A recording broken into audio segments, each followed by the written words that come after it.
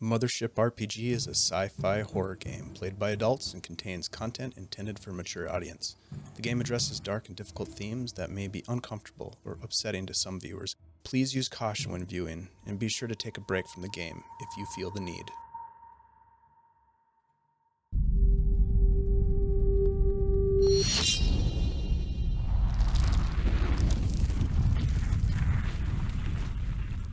Last time on Hardlight Station, a small group of survivors comprised of Chief Scientist Dr. Graham Sullivan, Research Technician T3R or Tier from the University of Adalia Minor, Auditor Jesse Horn from Arbitration Limited, and Nakatomi Solutions Security Specialist Mark Custer evaded detection by Black Shield mercenaries who had taken control of a remote spaceport, which the team had discovered was housing a military-grade bioweapons research facility run by Health Tech with a sinister connection to the disaster on Tau Sigma 7. Joining them was an energetic partygoer and Nakatomi administrative assistant named Rose Schneider and her feline companion, the enigmatic Mr. He just got a promotion, Mr. Winston Furbottom. The group took refuge in a vacant office while Black Shield mercenaries combed the Commerce District for hostages. Amid the tense silence, Custer's radio crackled to life, with Dr. Holland Gennaro, lead researcher at Health Tech, calling for help before being abruptly cut off by static. Moments later, Station Administrator Takako McLean's voice ordered all security forces to stop Black Shield from breaching the Health Tech quarantine before the transmission went dead. Seeking answers, Tier hacked into the station's computer systems, uncovering a Black Shield cyber countermeasure that had seized control of the station's mainframe. Accessing the live video feed from Health Tech module, the team saw walls and floors slick with blood and viscera.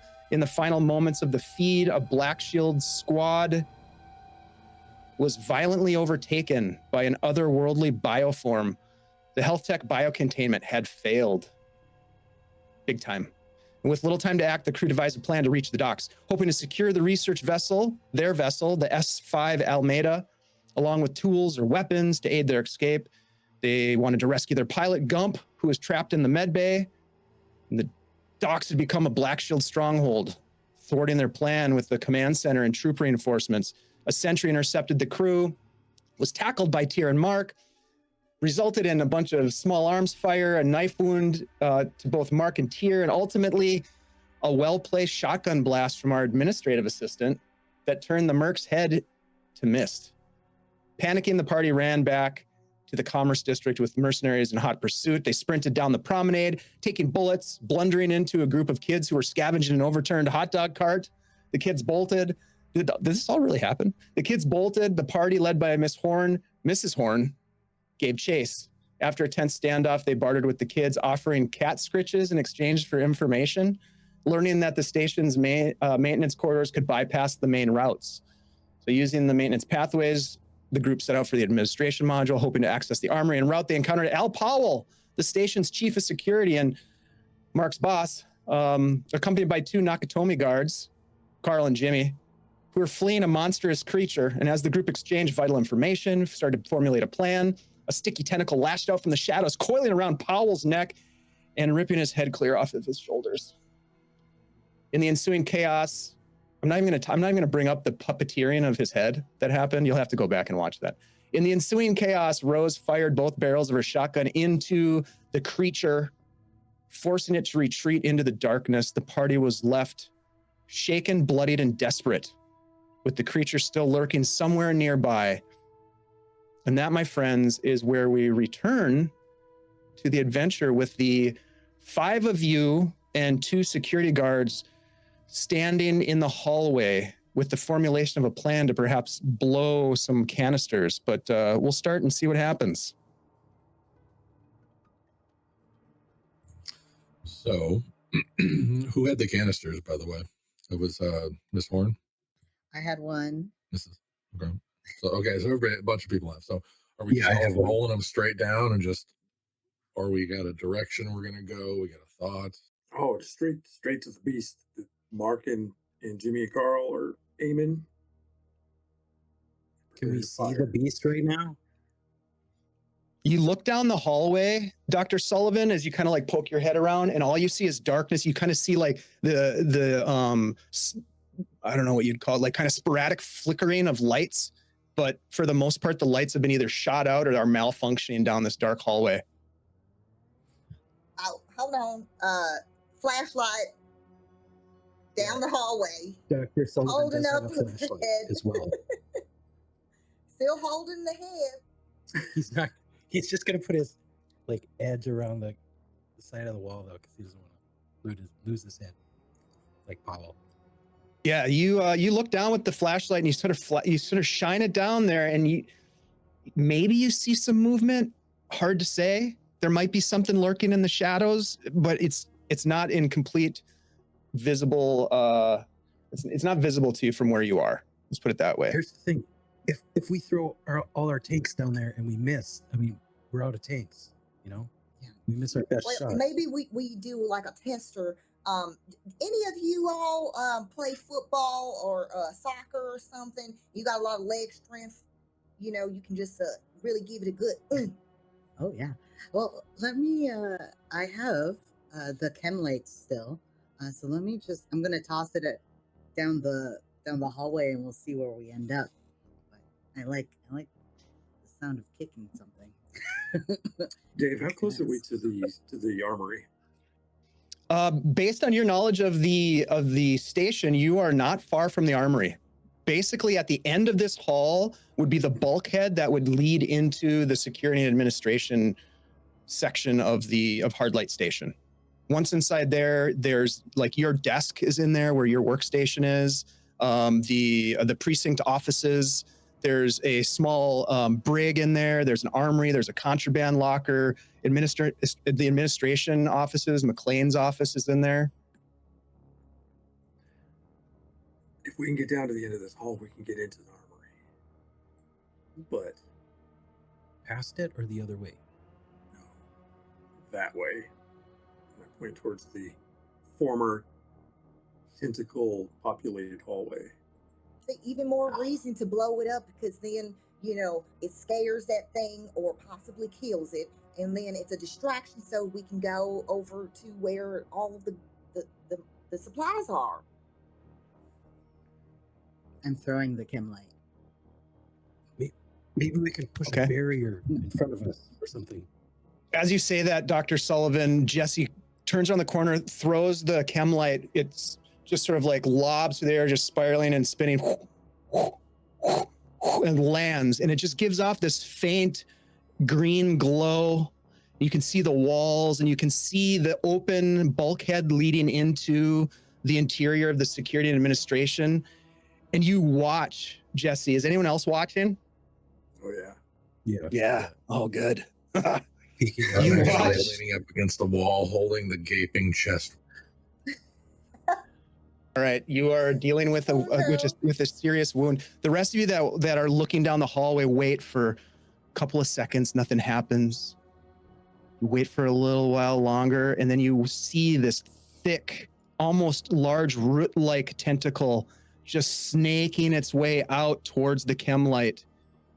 It picks the chem light up and kind of smothers it. The light kind of goes dark for a minute. You lose sight of it. And then it must turn the light somehow. And as it lights up and illuminates, you see this hulking mass of dripping flesh or meat. It looks as though there is something inside, maybe multiple things inside of this, sort of like writhing and trying to break free from like gum that's being stretched too thin, as it's like maybe like hands or claws or something pushing against it. And it seems like it's almost like devouring or absorbing the light. And eventually that you can see it's kind of starts to glow from inside. Somebody roll that canister. Tie a glow stick to it.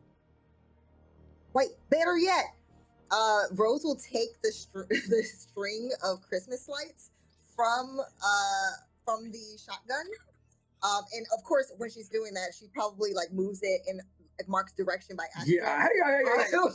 While she's trying to loosen it up, and then here we go. Okay, all right. All right, you got it.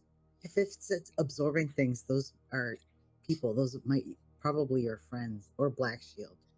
I'm going to have you roll a quick fear save based on the phobia of Rose with the shotgun. as she kind of like strafes it past you, you are rolling a fear save, and my friend, for you, that means a 39. You're trying to beat a 39. Also, sorry. Oh, and it's with disadvantage because you're with an android.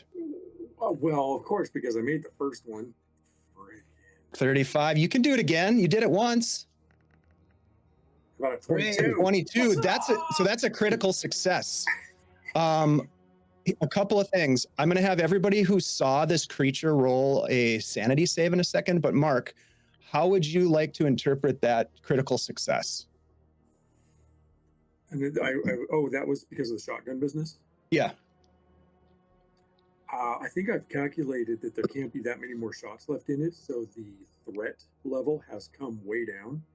And the strategy that Rose keeps spitting makes a lot of sense. And I'm starting to question her background prior to, clerical. And I'm starting to just feel a little bit more confident in some of what Rose is bringing to the table here, and it gives me a glimmer of hope for survival. I like that. You know what? Based on that description, Mark, I will say that you have been able to push out that phobia. Sweet. So you no longer have that condition. Yep, I think that's appropriate there. However, I would like everyone, starting with Dr. Sullivan, to roll a sanity save. What is that, a D20? Nope, it's a D100. It's always a D100 unless you're doing a panic check. So you're rolling a D100 and your sanity score is 53. You're trying to roll below a 53. That is a 1. Wow. So that is pretty damn good. Wow. You look at this thing, and Dr. Sullivan, you have seen microbial cultures that do things like this. It reminds you of some of the studies that you've had back at Idalia Minor. And you get the sense that maybe this thing is absorbing flesh, absorbing biomatter. And it gives you a little bit of a professional tingle, if you know what I mean. Let's go next to Tyr. Tyr, give me a sanity save. Or were you watching? You didn't look. Okay, so we'll go to Jesse. Yep, Jesse, go ahead and give me a sanity save, please. Your number's a 26. Ooh, that's not it. All right, so Jesse's gonna gain a point of stress. And unfortunately for our good doctor, that means he's going to gain some stress because of the deflated. Oh no! It's not good. I forgot about that part. Because of what? Because you got the deflated condition, buddy. Let's see. Mark, let's get a sanity save from you, please. But your sanity save is pretty low too. It's a 15. Dr. Sullivan, you're in dire straits here.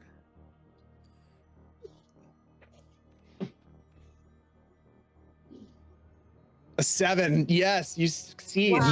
you're really starting to get the hang of this tonight. He has broke the curse. 2 sessions of damnation, and I'm here to survive. Here we go. And Rose, your number's a 30. Oh no. Okay. So you are going to gain a level of stress, and the doctor is at a 19. Is it seriously like all saves? Yep. Anytime one of your companions fails a save, you take stress. All right. So you have. I think at this point, Mark is feeling reinvigorated and back on his game. And, we're everybody get your shit together. We're gonna do this. Okay, so what's the plan? Are you gonna throw another? Do you have another Chemelite, Rose Jesse, to throw? already did the thing to the canister, so she's waiting for somebody to kick it. Yeah. How many canisters are you gonna do? We're gonna do one and see how far down we can get, what effect it has. Okay. I love it. I'm aiming. Somebody kick it, or throw it, or scoot it. I hope this isn't a Charlie Brown moment. Oh, well, sometimes you just gotta do things yourself, I guess. This is a part of life.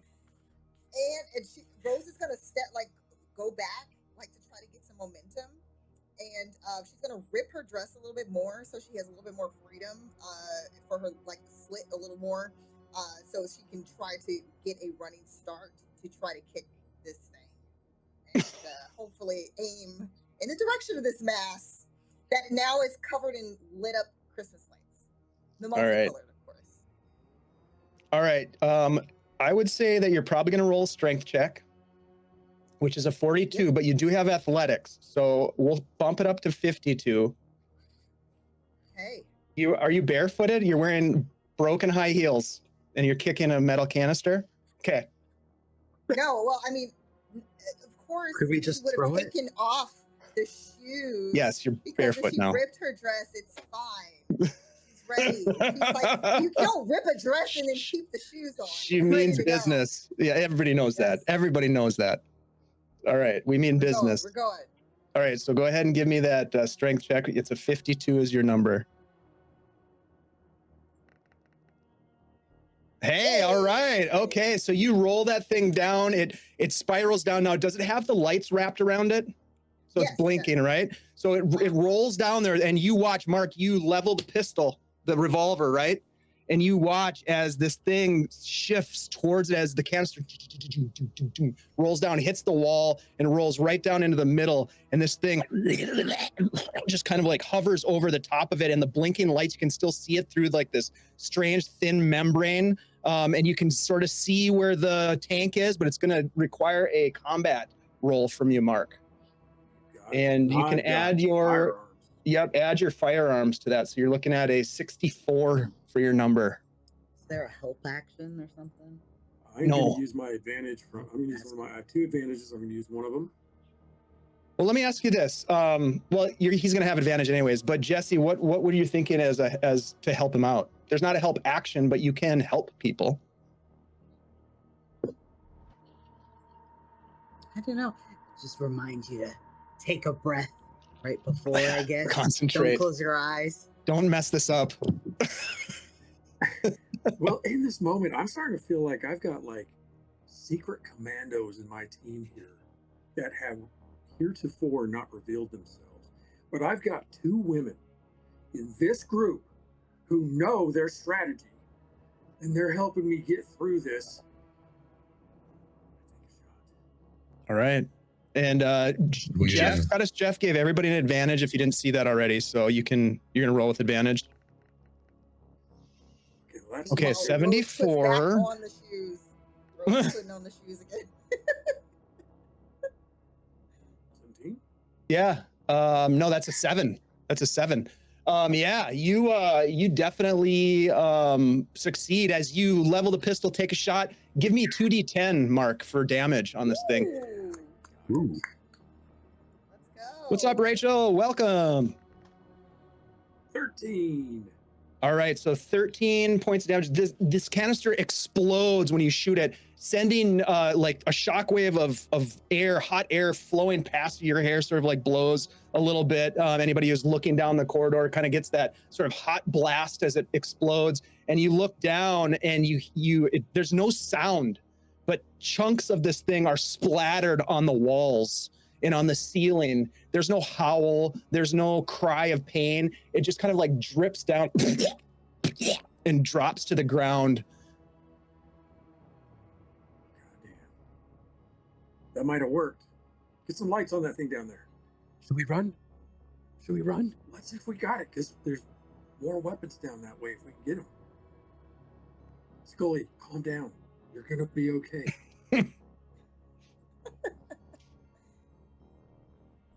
Well, do we want to do another one? Just no, shine the light. Shine the light.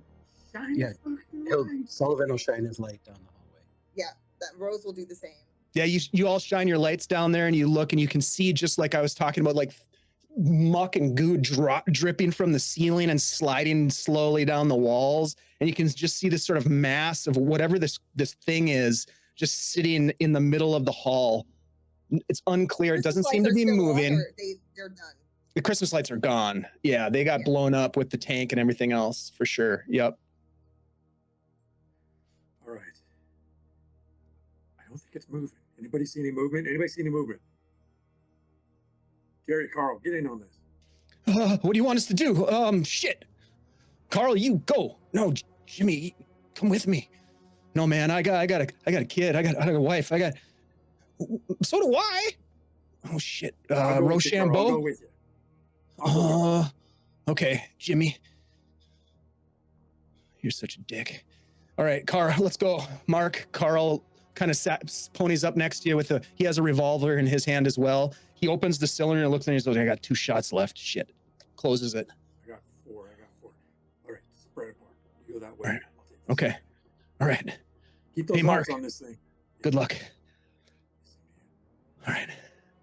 The 2 of you start slowly walking down the hallway. The rest of you are watching as Mark and Carl just sort of inch their way down there nice and slow. Carl kind of stops, looks back.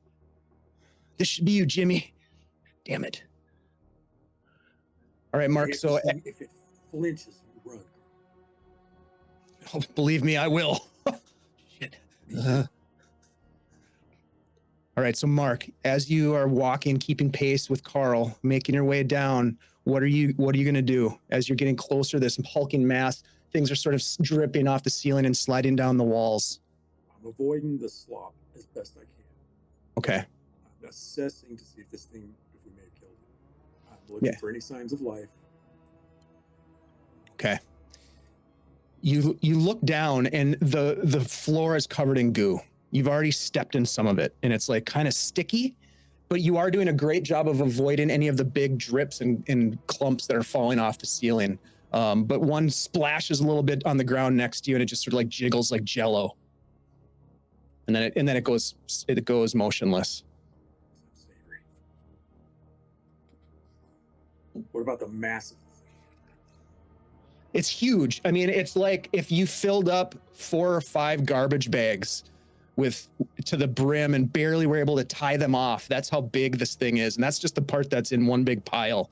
There's parts of it that are sort of spread across the space. And that's when you look over and you hear Carl, God damn it. And you look over and he's got this big drop of goo that slides down the side of his face as it dropped down and hit him right in the face. And he's like, I think I got something in my mouth. I got something in my mouth. And he starts to backpedal. And then he drops to his knees. He's like, oh shit, what? Charles, you all right? You look over him, you can see there's this massive like bulge in his neck. And it's like almost like he's swallowing something like a snake is swallowing like a large mammal. Just he reaches up, drops the pistol, and he falls on the ground. You guys all look over at Jimmy and Drew's like, holy shit, I'm glad that wasn't me. Holy shit.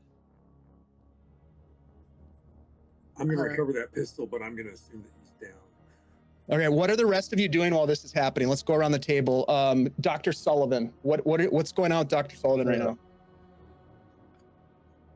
Dr. Sullivan will reach in his one of his pockets and throw Mark and what are they called? An automed. So it's like it repels disease and poison. And he's just gonna yell, stick him with this. And he'll like throw that, like slide it up the hallway to you. Mark, you've seen these before. It's kind of like a large syringe with a trigger delivery device on it.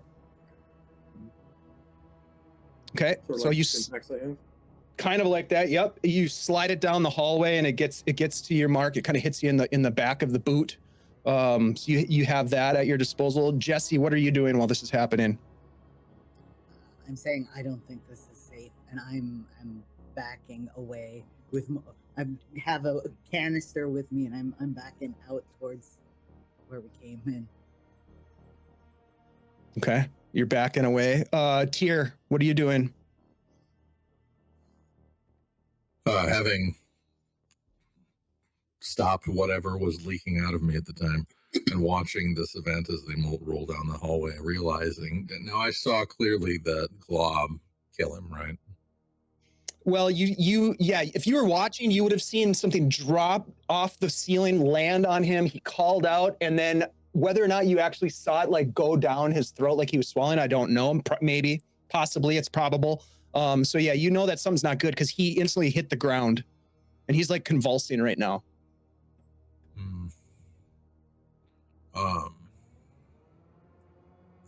Okay, because my debate is whether or not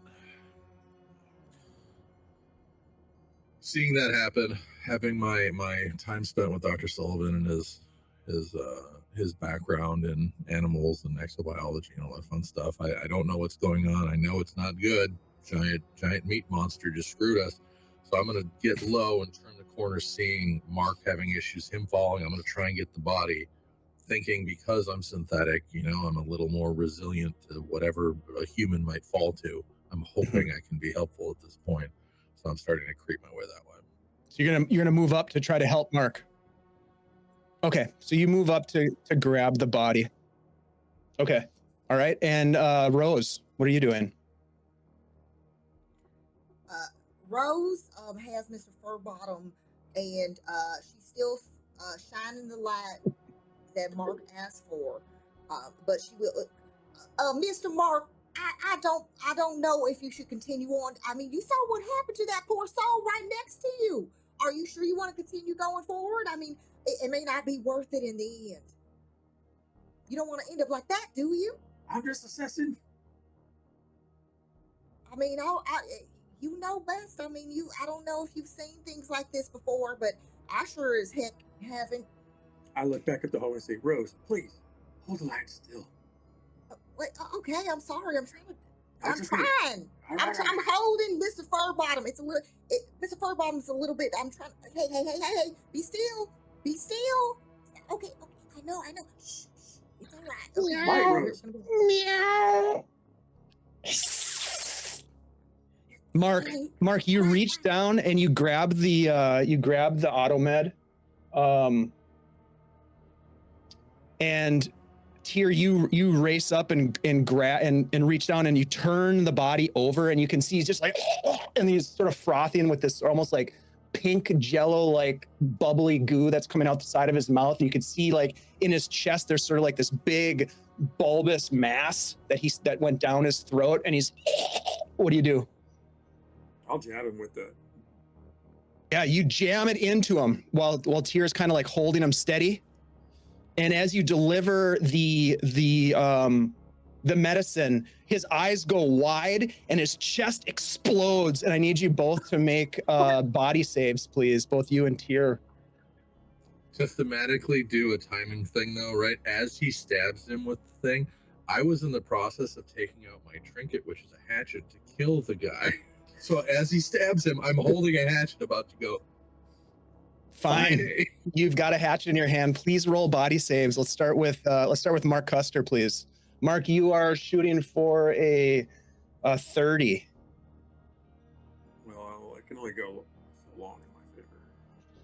What'd you get? 58. Okay. So you are going to be covered in the goo. Ooh, and Tyr, that's not going to cut it either for a body save for you. You were shooting for a 28.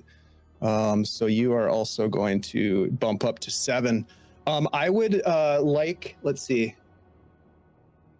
Okay, each of you is going to take some damage. Let me go ahead and roll that.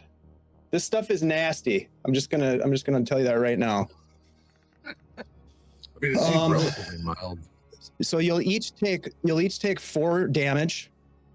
Now, Dr. Sullivan, you saw this whole thing go down. They are now covered in this sticky goo.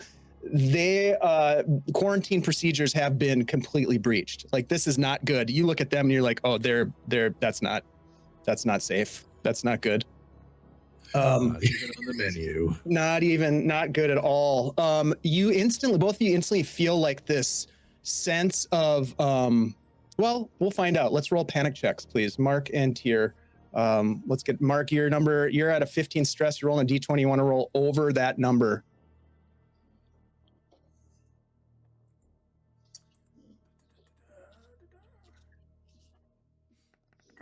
Come on. How about not? How about a 9? Oh no, you have the deflated condition as well. Whenever a close crew member fails a save, you gain 1 stress. Tyr, you were trying to beat a 7, no problem. You rolled a 17. You maintain your stoic grasp on sanity as you watch the humans around you begin to deteriorate. Now, Dr. Sullivan, you're far enough away from them. You're not in the same sort of like near zone, so this doesn't affect you. Luckily, you're already at a 19, though. Let's be honest. That's a Just little. gonna yell around the corner. What's happening over there? What happened? Is he alive? Just spitting. I can't, it's better that I don't describe things because you seem a little stressed out, doctor. I'm just gonna know it was not good. Not good. Very nasty. That's it. That's all I'm telling you. You wouldn't want to eat after it. That's all I'm saying. A good home meal, you would just chuck it in the trash bin. It's fine. Let me ask you a question, Mark, specifically. Do you do anything, having been completely covered with this crimson goo that's all over you? Some of it's in your mouth, maybe in your eyes, any injuries that you have. I mean, you're soaked. It's like a water balloon of goo went off. I like to think that there's an emergency shower in the security office or in the proximity. If there is, I'm just going to blindly go for it. Yeah, there's showers in there. For sure there is. Yeah. Okay. Yeah. I'm You just start running? Right. Yeah. Okay, you start running. Everybody you watch as he just kind of like jumps up and runs. Tyr, what are you doing? Seeing this, not only being surprised, hatchet in hand, and him, I'm pulling goo off of me. He's doing this. He runs. I'm just like, he's stroking out because of the damage and the stress and the goop, and he's just kind of like broken recording as he runs after Mark to try and make him not get eaten by a giant meatloaf monster.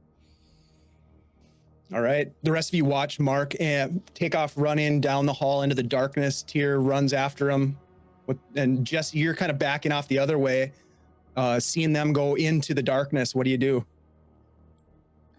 Rose, Sullivan, I'm not going. I mean, I told them not to go. I said, hey, come back. You saw what happened. Some people just are hard-headed. And unfortunately, Mark is one of those hard-headed people. I work with one on a regular basis along with some others that I don't care for. But Mark seems lovely other than the fact that he doesn't listen. Sullivan's just pinned up against the wall, just like sweating, like waiting for something to happen. Hold on. Okay, hold on. Come here. Come here, baby. Come here. Give me your hands. What's happening? What's going on out there? Listen, but I'm gonna go over something with you. Just take a deep breath in, deep breath out. Okay. Come on, just with me. Just let it out. Just breathe normal. No. This is not Lamaze class.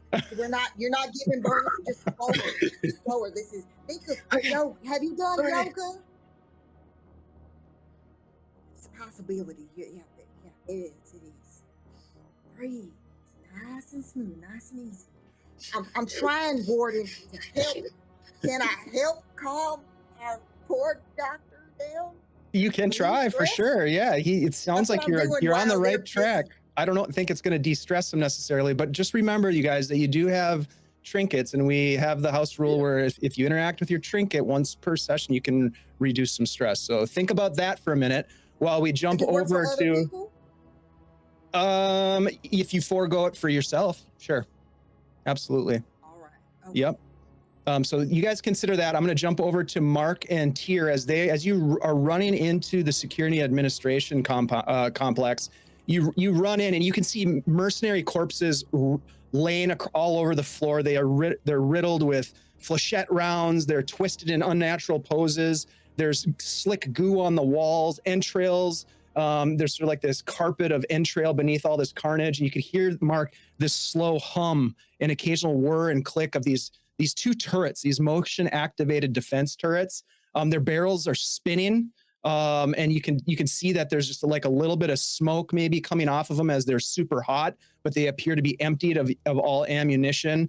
You just smell burnt flesh and chemical residue, and it's quiet in here. You can hear the hum and the crackle of some electrical panels, and the lights are sort of like strobing on and off as you're making your way through. And you can see down one hall is Administrative McLean's offices. Down the other hall is the security precinct, where there's a shower and locker room, and that's where you're running in there. It's this cramped, cluttered room. Tyr, you're chasing after him. You can see all these scattered desks, overturned chairs, stacks of paperwork that have been knocked off of the desks on the floor everywhere. You can see coffee cups overturned and spilled.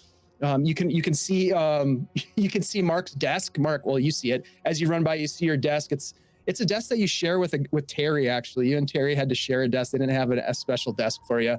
But you can see that on Terry's side, his coffee mug is there, and it says "Galaxy's worst shot," which is a joke because he's such a terrible shot. He didn't really think it was very funny. Rest in peace, Terry. You can kind of smell all of this coffee and death in the atmosphere, and you run past the holding cells, past the armory, into the locker rooms, right into the shower, and you slam on the hot water. And what do you do when you're in there? Oh, I just soak myself. I'm just blasting this stuff off me. Hot water all over your face, your clothes, completely soaked. Go ahead, Tyr. Upon seeing this, are there any like removable shower heads? And I just start spraying his ass and just trying to. Absolutely, yeah. You can totally hose him down. Yep. Thank you, Vamp Wickman. At one point, in said panic, he's still covered in his clothes, and I'm gonna grab the back of his shirt collar, just rip his shirt off, basically, and just start getting this shit off of him. As you're helping him, Tyr. Like Mothership After Dark. Yeah, it's getting pretty hot in here. Tyr, as you are helping him out, you get a sense that that your systems, your life support systems, have been compromised. Your own system. Shit. Yeah, you can feel something isn't right, and you have a sense of self-analysis, and there's some sort of a foreign agent inside your system.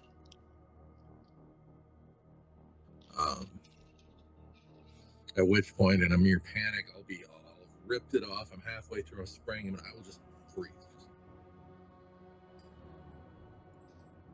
And I'm doing a system check, reboot, whatever I need to do to realize, shit, this is not good. I'm just kind of twitching there a little bit. You think infectious agent. You think quarantine, contamination, breaches of protocols. You're kind of going through all of this data that you had collated, and the work that you've done with Sullivan, and also the information that you gathered when you were hacking some of the systems. So while you guys are having a shower scene, we'll jump back to the Lamaze class as Rose is trying to talk down Dr. Sullivan, and Jesse is getting ready to bolt, maybe. Now, do any of you want to use your trinkets in some way to try to reduce some stress? Dr. Sullivan is on the floor, kind of rocking a little bit, kind of like mumbling to himself, and he looks down at Al Powell's body that has been at their feet this whole time, and he sees this like strange pamphlet sticking out of his chest pocket. So he reaches down, just because he's just losing it, and he's really curious, and it's a pamphlet on interpreting sheep dreams. And he just starts laughing hysterically.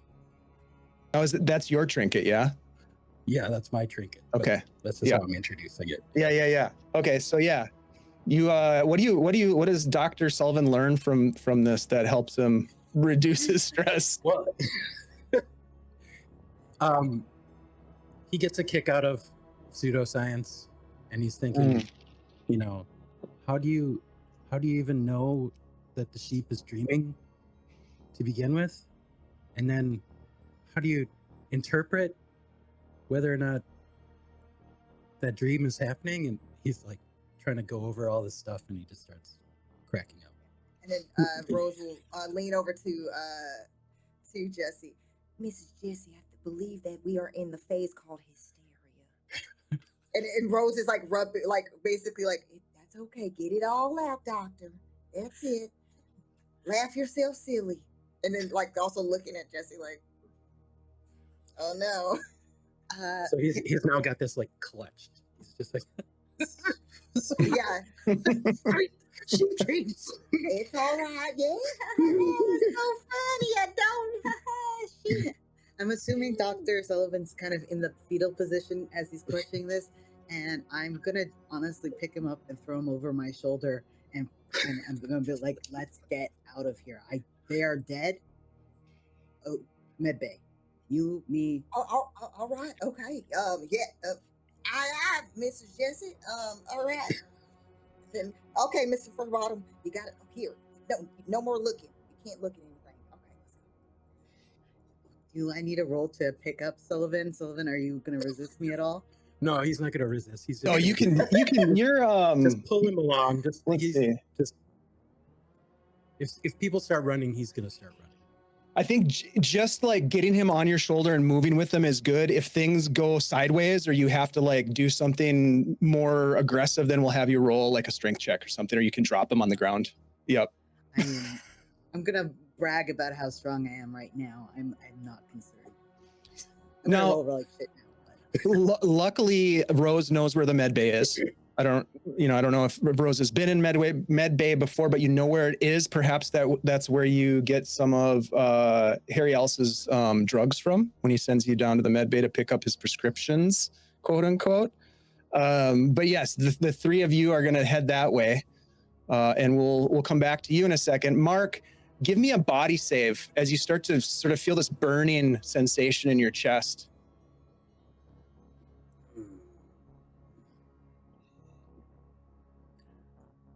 I'm going to use my last advantage on this.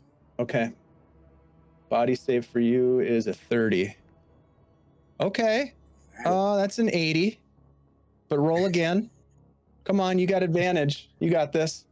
A 9. Okay. Yeah. Yes. All right. You're not sure what's going on, but you definitely feel weird. You feel slightly disoriented and you feel like there's something burning in your chest. But you are completely soaked and yeah, exactly. You're half naked, completely soaked, and your new android friend is standing there next to you, hosing you off as he's rebooting. I'll turn the water on him, thinking maybe it'll help. I don't know. Hopefully it doesn't short him out. We could go into a nice, very beautiful scene here, but what I'm going to do is we'll move it forward a little bit as the two of you have like hosed each other down. You're now toweling off. You grab some white towels off of the stack of towels, and they're just now, they have like your red handprints on them because you're not completely clean. You know, you're wiping yourself off with this red goo. And is there anything that you want to do while you're in the administrative? And then we're going to jump over to the med bay. Yeah, once we're dried off, I want to scavenge any of the automatic weapons that these guys brought in with them and load them up and reload my pistol too. With the okay. Yeah. All right. Would that reboot or whatever I was doing change or matter in any way, or do I just go back to continuing forward? It doesn't really change anything. You have like that awareness that there's just something not right with your systems right now, and you can only imagine that the same would be for your companion. But you're not making a body save from a mechanical standpoint. Yeah. At which point I'll follow Mark. Mark would direct me to the correct weapons. I'm not fluent in this. I will carry what I can and shoot what I need to. Pick up on any one of these SMGs they've got. I will follow his lead and take whatever he tells me to. Give me a D10 roll, Mark.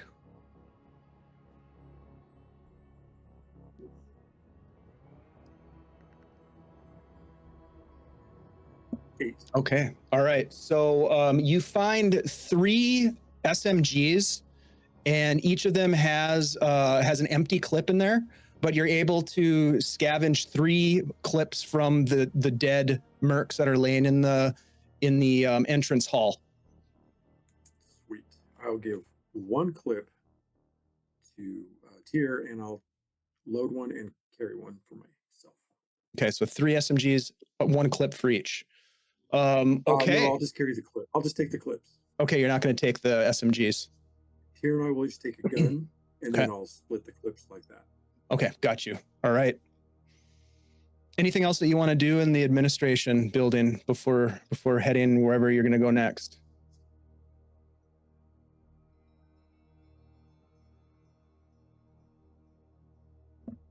Let's check the armory while we're here. See what else is in there. Okay, you check the armory, and the armory, there's this impressive, thick security door that is wide open, which is very unusual. But of course, this is a pretty serious situation. Reinforced door that is now open. The keypad looks as though it's been destroyed or tampered with somehow. You look inside, and there are racks where firearms should normally be located. There are no firearms in the racks. It looks as though the security force or somebody grabbed whatever they could to suppress the invasion or the outbreak or whatever has been going on. But give me a D10 roll, Mark. You look over, and the contraband locker appears to be untouched. You can see that there is a package of fireworks that Al Powell had confiscated from the kids. Take it. You remember, it almost brings a tear to your eye. You remember Al Powell saying, "Fireworks? Seriously? Who smuggles fireworks onto a goddamn space station?" And then Tier, give me a D10 roll as well. We'll see what else you find in here. D10. Roll. Roll again. That's fireworks again. We'll get something different. Oh. 9. Ooh. You find a stack of what appear to be forged IDs. Enough for a whole crew. We need to survive this, folks. So you're going to grab them? Any body armor left over? Any what? Body armor? There's no body armor left. There is a helmet. There's a tactical helmet. I'll take that too. What the heck? Yep. Tactical helmet and my, my tank top. Okay. All right. Good luck. Is there a computer terminal in this security bunker by chance? There are in the administrative buildings, or the administrative offices, like over by where Mark's desk is and that sort of thing. Mm-hmm. Yeah, there's computers. I'm going to pop in on one while I got a chance here and see if I can see any cameras, routes to where we're trying to go, open, closed doors, any info on this station. You hit the keyboard, and the screen comes to life on the terminal that you're on, and it just has the Nakatomi Corp logo on it. And as you, with a few quick keystrokes, you access into the system, and immediately it shuts down. The computer shuts down. Sweet. Yep. We have no eyes anywhere, Mark. I think we need to get moving.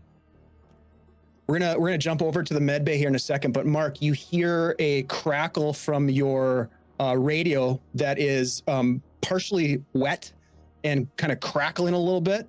You look over, and you can see that there is another radio laying on a desk, but it's like a handheld radio, and you can hear that one is a little bit better in terms of the sound quality coming out of it, and you can hear a familiar voice, Administrator McLean. Any security personnel still out there? Anyone? I'll grab it up.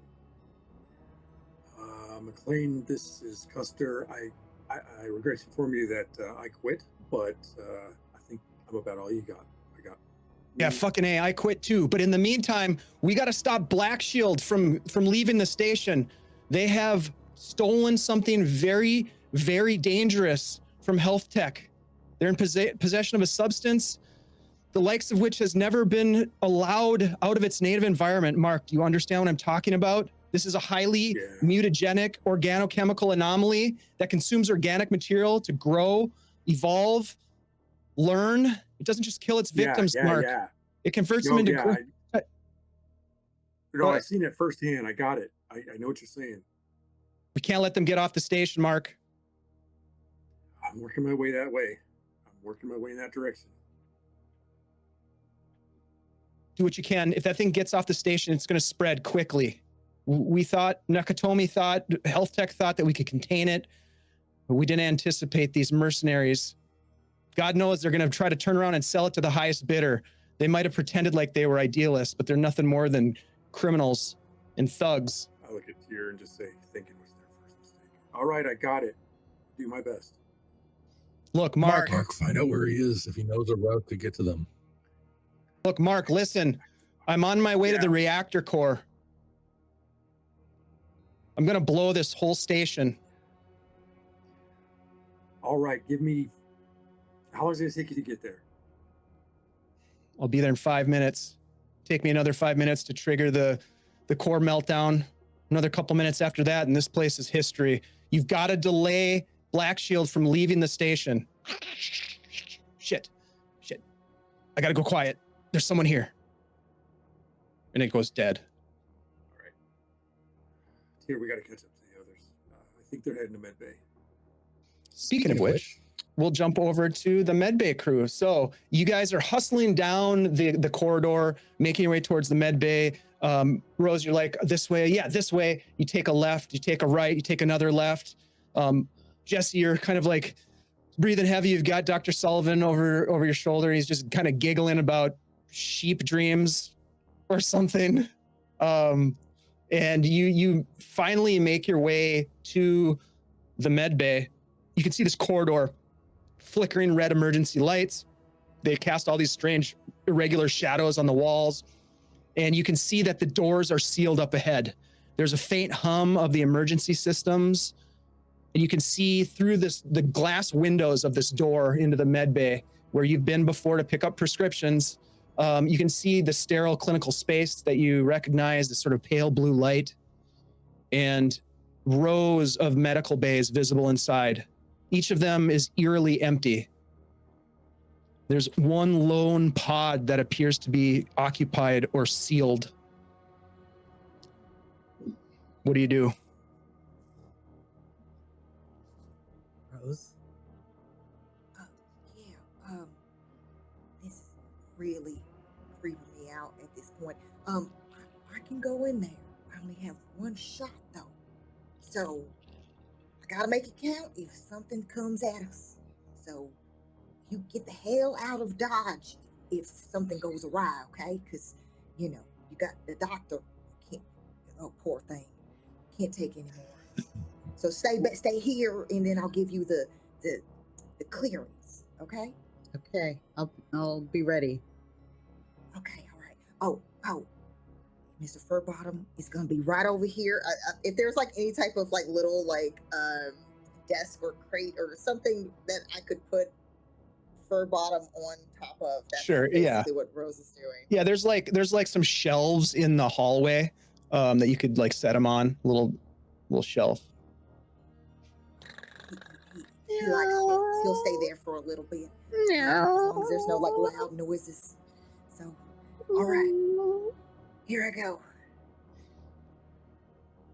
And then Rose is going to slowly try to enter the med bay. Yeah, you walk up to the door. You've got your shotgun in one hand. You pull out your key card, and you swipe it on the terminal, and the door is just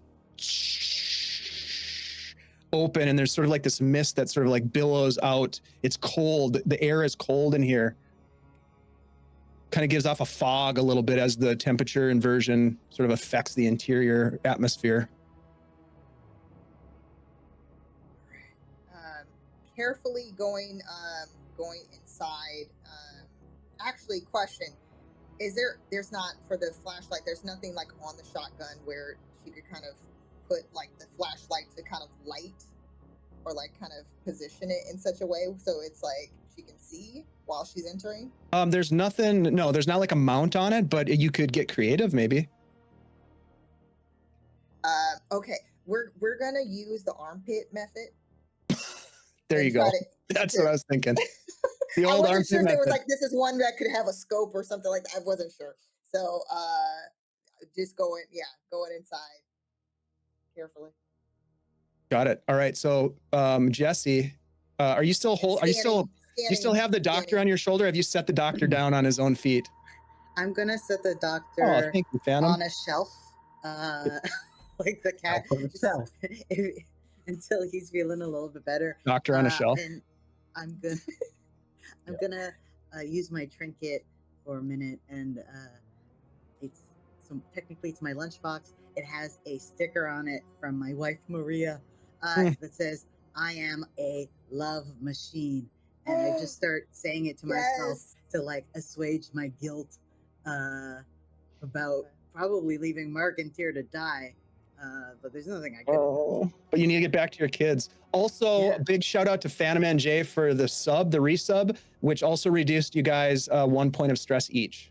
So thank you for that. Thanks, Rob. Yeah. Thank you. So I've reduced that for you all. And then, yeah, Jesse, yours goes down next point because you're interacting with your trinket, which is fantastic. So you're watching as Rose is sort of like walking into this med bay that gives off this faint glow. You're looking about. Okay. You look towards these medical bays, right? And they're all empty except there's one stasis pod at the center of the room. It's got this sort of transparent, fogged cover. You can't quite see what's in it. It's got this, it glows with this faint green of like vital signs and other like things that you don't understand. You're more of an artist than you are a scientist. There's a chair tipped over, supplies, there's beakers that have been smashed on the ground. It was like people left here in a hurry. All of the medical personnel are gone. You can see. Are there anything for health that Rose could quickly take and stab herself with? Yeah, I mean, you look around and you could start to search. You could start to search through cabinets and things like that if you want to. It's totally up to you. If you do, yeah. Do you want to search around? Spend some time searching? Yeah. Rose will quickly yell out while kind of searching. Oh, it looks clear. There might be somebody in this pod here. I don't know what all the thingies and the all of the whatever that is. The doctor might know. But yeah, it's clear. Don't touch anything. He's gonna, and then Sullivan is gonna run up to the med pod. And Rose is gonna look through the stuff first. Start inspecting it. All right. Rose, give me a D10 roll, please. And Sullivan, as you walk up and you can see, again, it's covered in almost like a condensation, and you like rub the condensation off and look inside, and you can see your pilot Gump just laying there unconscious. Does he look like he's mutated? You look at the vital signs, and you're not a medical doctor, but let's get an intellect roll. He does have what is that called? Pathology. Yeah. Yeah, add that to your intellect. So you're looking at a 69 as your target. And what did you roll, Nice. Rose? 2. A 2. You find some pain pills. You find a bottle of pain pills. I'm going to use one of my advantages from the chat. Okay. And Rose Thank is you, gonna Chad. take some of those pain meds. Popping those bad boys right now. Popping some pain meds. Okay, the pain Oh, meds.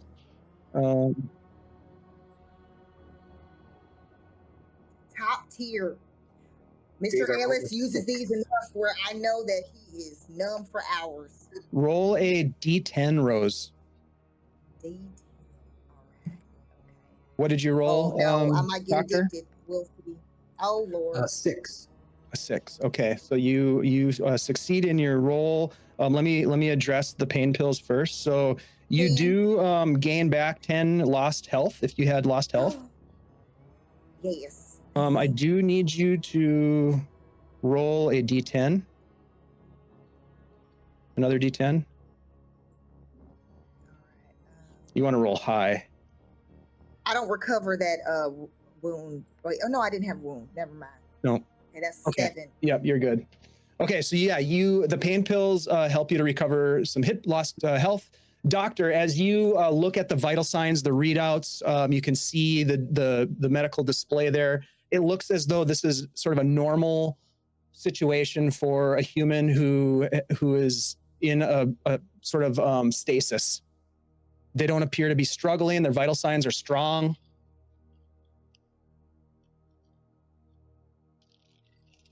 No mention of disease anywhere in the readouts or anything like that. You pull up the chart and you can see that he had just some sort of a flu-like symptoms. He's probably still contagious, but that's all it says. Meanwhile, as you are, oh, sorry, go ahead, Jesse.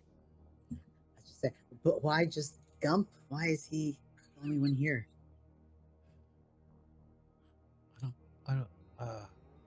I don't know. Where are all the refugees? You look around, and as you do, Jose Ortiz comes in and does a resubscription and gives everybody a benefit of a lowered stress. You guys are starting to see your stress be reduced. Let me just adjust that quick. Yes, the chat is helping you guys out big time. All right, so thank you very much, Jose. Appreciate you very much. Yeah, there's definitely some other personal medical information that you would keep confidential on Gump that you can see. Some other things that might be wrong with him, coronary heart disease and the like. But he seems to be fine. Rose, as you are searching through the cabinets, you find those pills. You pop the top off. You take the pills, and you catch a little bit of motion out of the edge of your vision, the periphery of your vision. You turn instinctively, raising the shotgun up, and you can see that there is this mass of bodies that have been sort of like stacked in the corner of this room. There's this crimson goo all over the wall and the floor, a big puddle of it. It's almost like it's kind of seeping away from this large mass. And you hear this voice, please help me. For God's sake, please. You all hear this and you all look over and you can see this arm sort of like raise up out of the mass, just like grasping, help me, for the love of God. What are you going to do with Gump, Dr. Sullivan? He's just going to make the call and pop the med bay open. All right, yeah, you initiate the stasis cancellation process, and you start to see like the decompression of the interior, and some vents let go of some of the interior air. They go through these tubes up into the ventilation system, and very, very slowly, the lid of this pod starts to open. It just kind of cracks up, starts to open a little bit. Meanwhile, over in the corner, please help me, get me out of here. What the hell? We need to leave like right now. I'm not falling for that trick. One of the girls at the club somebody once was fooled, and then she got robbed because she was trying to help somebody. And so I learned a valuable lesson that day. And I'm not falling for it. So we need to go, because I think we need to use one of those canisters, because I know Miss Jessie, you have one of those. I still do, yeah. We need to blow this thing up. This sucker up. The lid is just slowly. Let's get him out of here. And that's when you hear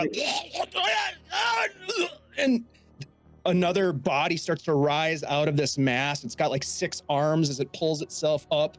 It's dripping with this goo as it rises up a good 3 feet taller than you, Rose. As you look up at it, I'd like you to make a sanity check, please.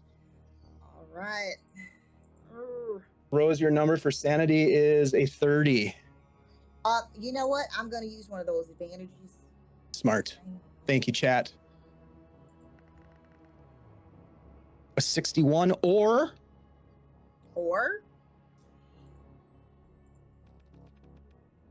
Oh, an 82. All right. Yep. You are going to gain a stress, and I'm gonna push the panic button on this, because this thing is looming over the top of you. So panic button, and I would like you to make a panic check. So you're rolling a D20, and you want to roll over a 7.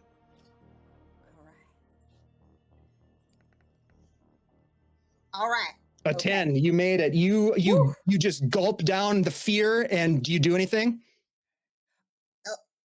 She's gonna just blast, because this thing is right on top of her, and she's not having any.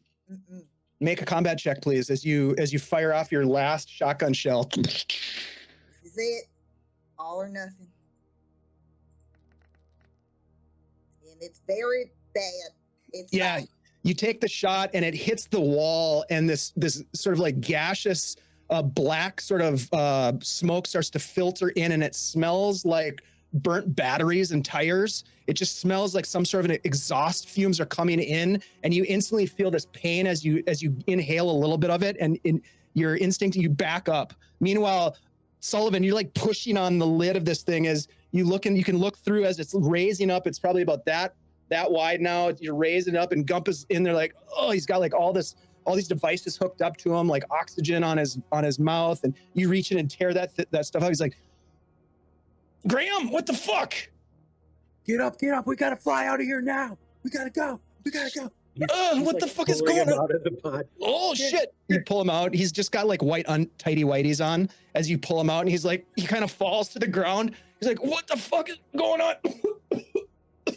And he looks over and he sees Rose with just unload the shotgun, this massive creature, and he's like, we got to get the fuck out of here. And that's when that's where we're going to go ahead and take a break here. And when we come back, we'll be back in the hallway as you guys exit the med bay and run back into the rest of your party. You guys will all be grouped back up when we come back from the break. So, woo, holy Toledo. There we go. Oh, geez. Okay. Getting real game over man vibes. Yeah. I mean, I should have known you weren't going to fall for the old help me routine. But it was fun nonetheless. Street smarts. Yep. Hey, you guys in the chat, thank you so much for the resubs and the subs. That's helping reduce the stress of our players. And thanks for the thanks and for all of us playing. And also thank you very much for the advantages and everything. Having a blast. And I'm glad that you guys are all part of it. So we'll be back in just a couple minutes, everybody. Hang tight. We'll be back with some more scary Mothership.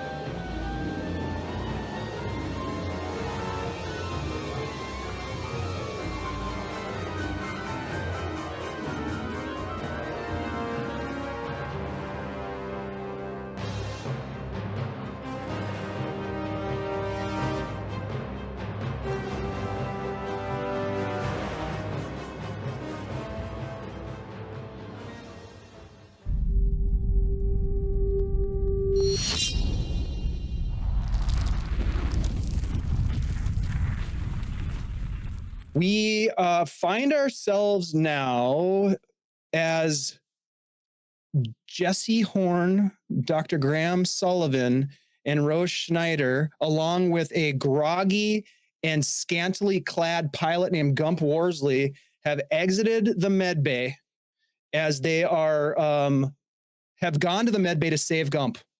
So now they have a pilot. They have some weapons because Mark Custer and Tier had made their way into the administrative security complex, having a nice, beautiful, very intimate shower scene. That when we faded to black, and when we came back from the black, there was sort of a gear up montage going on of some kind. And now we find ourselves back in the hallway. Oh, and hey, Little Bones, thank you so much for the raid.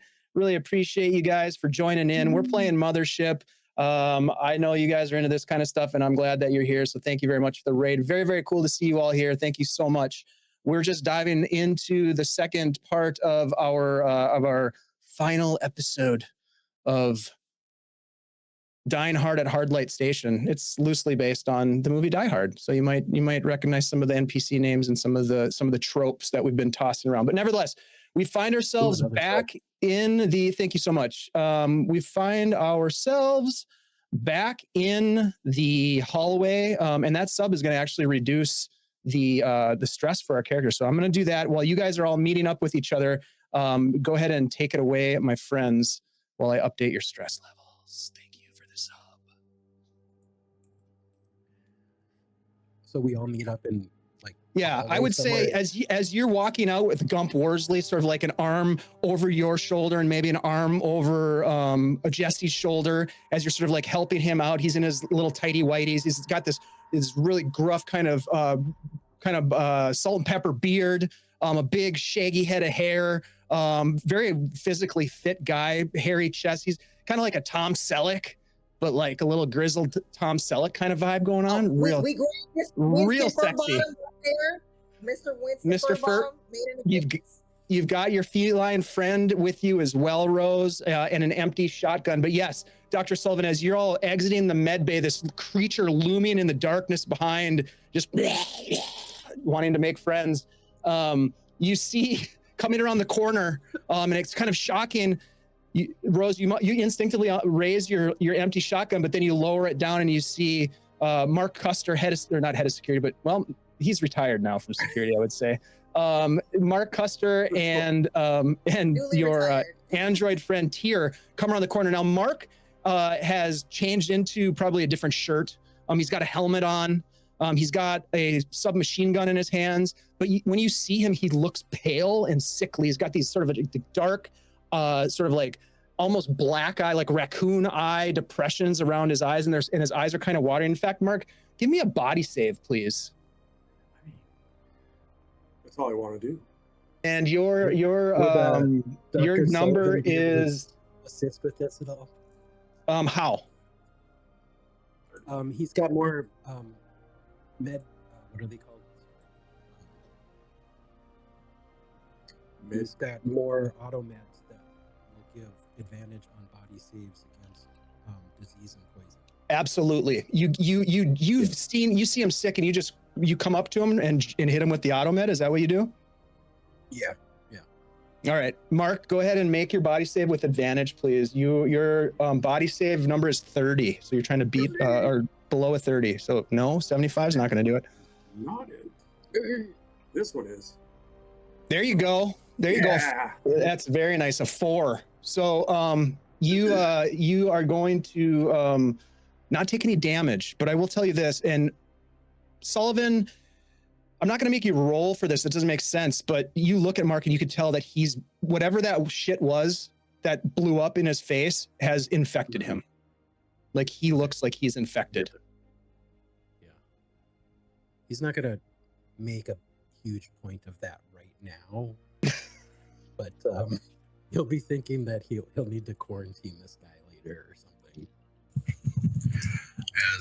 As we come running up and you stab him, I'm a little surprised by this because I put my hand on Custer's shoulder and pull him back and slow him down. I know something's wrong, and it's definitely wrong with the human that was with me. So I'm just trying to be we're infected as far as my brain is concerned. Jimmy looks over at you, Mark, as you come around the corner. He's like, "You're still alive. Holy shit. Are you okay?" No. You don't look good. We're going to get out of here. What's the plan? Well, let me just lay it out for you. Black Shield's trying to get off of the station with the bioagent that I'm infected with. We've got to shit. How do you propose we're going to do that? They're like trained mercenaries. I'm a Marine, damn it. Okay. I remembered that day. Just follow me. And I'm going to start leading down the hallway. Sullivan will turn to Tyr and just say, Did you get anything on you? I'll turn solemnly and just close my eyes and nod. He's going to give you he's going to give you an auto med and just say, I'll stop him. Not worth it. Save it. All right, just let me know if you need anything. Come on, we better hurry. At which point, like a glob of just like fluid falls out. Some milk. Mm-hmm. Just, what is it? Strawberry milk. Greek yogurt. Greek yogurt. There it is. Greek yogurt. That's disgusting. Oh my god. Okay. That's amazing. All right, so I'm going to bring up the map here, you guys. Let's jump over to the map screen. You go ahead. Tier, you got something? All right, so you guys are in the med bay here, okay? You're just coming out of the med bay, and you, in order to get to the docks, you're going to have to backtrack through the atrium or bypass the atrium and go through the commerce district again to get to the docks from where you are right now. The only other option would be to go to the engineering, which is pretty far away, and take a freight elevator. Mark, you know the route. What do you want to do? We gotta go through the atrium. We gotta go through the atrium. We don't have any time. We can't go around. I was present for the call. I'll back up Custard. Like, yeah, we don't have time. This station's probably gonna explode. Explode? Well, let's. That's why we got to get out. We Are have there any more guns for the rest of us? As the android in me doesn't realize he did something wrong by saying that to everybody. Rhonda's got a shotgun. Jordan, Wait, what? Who is Rhonda? I think he means you, Rose. Jimmy over here. Sometimes he gets There's names nothing wrong. in this shotgun anymore. It's empty. I used it on that thing back there. Did you get any more ammo? Got any more guns? Scully, you're not getting a gun. Rose, I need guns. Yes. I'm gonna hand you the pistol. That's the The cat. station is alive. Meow. Yeah, that's Mr. Furbottom. He just irritated right now. It's a You lot got going something on. in him? I seriously thought it was the monster behind the door just trying about to. One of good. those things was in the med bay. We gotta keep moving. Yeah, we gotta Yeah, go. Rose will get rid of the shotgun and just like kind of toss it and then take the other gun. So the revolver's fully loaded. You got 6 shots. Don't swing it around. We got through this the first time. Hey, I have military training. I know how to shoot. You also look like you're ready to cry. I'm no worse for wear than the rest of you. And he's just gonna like look down at his sheet pamphlet.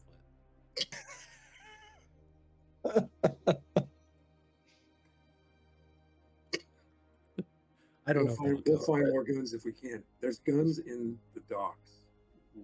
We're going to need them. I've got a strategy brewing in my mind, but we got to get there and see the layout. But we got to get there now. All right, let's go. Sullivan, I will say that as you all start to depart from this location, you see that there's an empty shotgun laying on the ground that Rose just threw to the ground. If you want to grab it, you can. If not, you take off with following your companions. Empty. Purposes, though. Sullivan, do you want the shotgun or no? Yeah, Sullivan will reach down and grab the shotgun. Just Okay, throw it over gotcha. his shoulder. All right. So you guys take off. Now, as you make your way, you can see that there are dead bodies laying, both mercenary and civilians, bodies that are torn apart, half digested. In some cases, they're almost amorphous inside of the clothes that they once wore, just puddles of goo, like jello that's gotten warm on a hot day and melted into sort of like a skim coat. And you make your way to the elevator that takes you up to the atrium. Mark, you get there first. You click the button. It lights up. Yep. And you just wait. As you can see, the elevators coming down. Elevators coming down from the atrium towards your floor that you're on. And you hear a ding The door opens and the elevator's empty. You hop in. Let's go. Atrium button. As you start to rise, the Christmas Carol music kicks in. You 5 plus Gump and Jimmy are crammed into this elevator as it goes up, listening to Jingle Bell Rock. As it gets to the atrium level, and you hear ding, and the door opens, and you hear the holographic hearty ho ho ho of the Santa Claus hologram that greets you as you look inside, and it is a charnel house of chaos. There is a writhing mass of multiple bodies that have been like fused together at the center of the atrium. There are these small, almost like beach ball sized, sort of undulating spheres that are sort of like rolling around inside here, like a what are those things called at Chuck E. Cheese? Those ball pits, those plastic ball pits, and they're just like sticking to each other, and then they split off into 2 or 3 smaller ones, and then they form up into one large one, and etc. It's just this constant sort of fission and fusion that's going on amongst these strange globules. What do you guys want to do? You look into the atrium. You can see that, Mark, you would know this, and maybe Tier, after having studied the schematics of the place, maybe remembering there where the hallway is that goes out to the docks, the promenade, as you were. Yeah, it appears to be open. It's on the opposite side of where you are right now. Is all this crap in between us? All this stuff is in between, which means that you'll have to do some sort of come up with some sort of a plan to get through the atrium. Throw a tank. Jordan, throw it. Jimmy puts his hand on your shoulder, Jesse, and says, "I got this." And he kind of like reaches out his hands for the tank. You gonna give it to him? No. Push him away. When you said Jimmy earlier, I was like, who's Jimmy? He's alive? Jimmy's still alive. Yeah, Carl's the one that died. He's like, oh, okay. What do you want me to do? I don't know. Pick your nose for a second. I'm gonna stick some chem lights onto the tank, and I'm gonna try to give it a nice kick, I think. Are you gonna kick? You're gonna do the boot? All right. Go ahead and give me an athletics check. Rose is gonna try to aim to like shoot once it's at a certain point. In the air? Are you gonna shoot at it while it's in the air? That is the goal. If it goes in the air, wherever it goes, Rose is trying to shoot. All right. Very cool. So it explodes. I thought of something, but Jesse doesn't know about it. I'm gonna use my advantage. Okay, and you're doing an athletics check, which is a 47. 15. Okay. Did you roll twice? I rolled a completely wrong dice the second time. Sorry. Yeah, you did. It's okay. 43 and 15. All right, so you are successful. You kick the tank into the air. It's spiraling through the air. Or Rose, are you going to take a shot at it while it's in the air? You want to wait till it hits the ground? All right, give me a combat roll. Yeah, give me a combat roll. Your number's 40, Rose. Ooh, a 65. All right. I don't have any more advantages, right? Do I? No, I don't think so. So your stress goes up as you take a shot and you miss it. The tank hits the ground. Ting, ting, ting, ting, ting. The shot. Suddenly these things start to, it's not like they can see you or have any eyes or turn towards you or anything. They just start moving in your direction. Just as they're like sloughing themselves across the floor. I want to fire at the tank where it's on the floor. That was my intention from the beginning. All right, give a combat shot. 69, please, is your number. 64. Rose, you have an advantage from Scottish Jeff. Thanks, Jeff. Not to nerf myself, but I think it's 64. Yeah, 64. Oh, no. Oh, 78. Yeah, that you take a shot, misses, and you take a point of stress. One more shot, please. One more shot. We're gonna do this. After this shot, you can continue to fire, but these things are going to be on top of you after this shot. So go ahead, Rose. Fire another shot from your handgun. And with advantage, because of thank you. Thanks, Jeff. 72 or Come on. no. All right, so you take another shot. You miss, taking more stress, and these things are like starting to converge on your position. Jimmy just looks around and just starts running. He runs out of the elevator and looks and goes to the left. And as he's running to the left, one of these things just comes out and just wraps him up like a blanket. And you just hear him scream, "Ah!" and then goes silent. Sullivan, flamethrow it.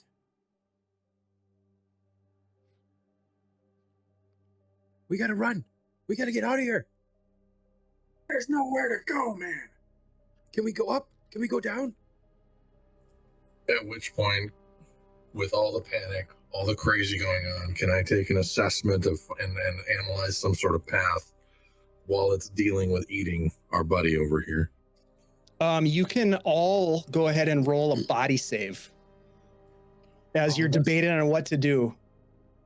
I have another idea. And here, part of the results of yours could be just running down an area, and trying to get away. Oh, okay. So what did Graham Sullivan? What did you get for a body? Did you fail or succeed? Still gotta roll it. Okay. Tier, what did you get? Another advantage. I can't keep track when there's that many dice on the screen. Gotcha. We don't want you I rolled to. a 48, but I I know. didn't roll with advantage. Can I roll with advantage? All right. So Ty, did you succeed or fail? Fail. Okay. That means that the doctor is going to take stress as well as you. Sullivan, or excuse me, Horn, did you succeed or fail? Failed. Okay. So doctor is back up to 17. Rose, did you succeed or fail? Failed. So Oh no, doctor. You guys are all in the elevator just freaking panicking right now. And Tier, what did you get? Rolled a 48. Was it a fail or a pass? I wasn't sure.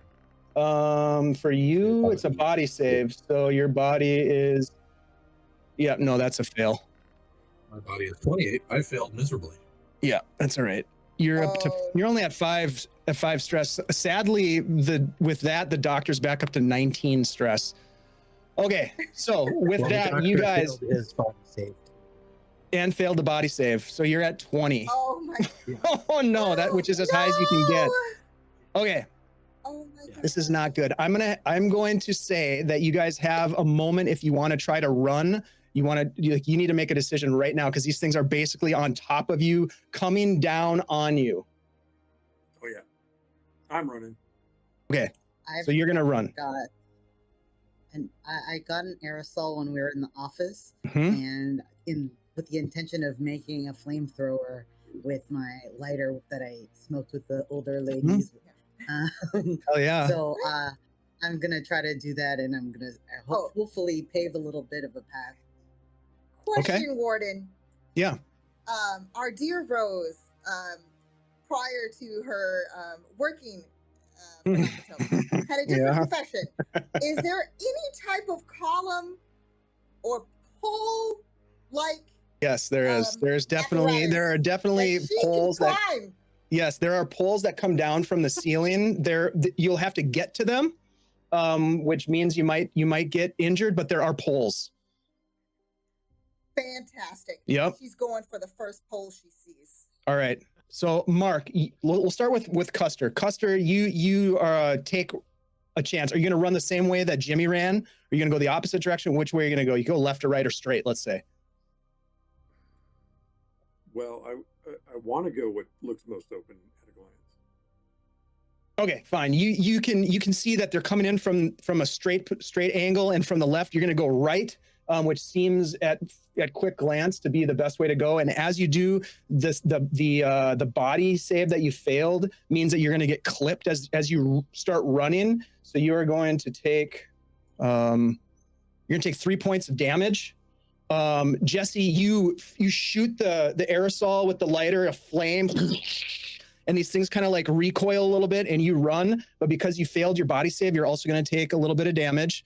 So you're going to take 3 damage as well. Rose, you're going to run for a pole and try to climb out of the. But first, she's gonna baby Bjorn, Mr. Furbottom to her person. And then so that way Mr. Furbottom is also on Rose's back and she's 100% going to go and climb. All right, so you are going to make it to that. Yeah, you make it to the pole. Give me an athletics check. You are going to take some damage because of the failed body save. You're going to take 2 points of damage.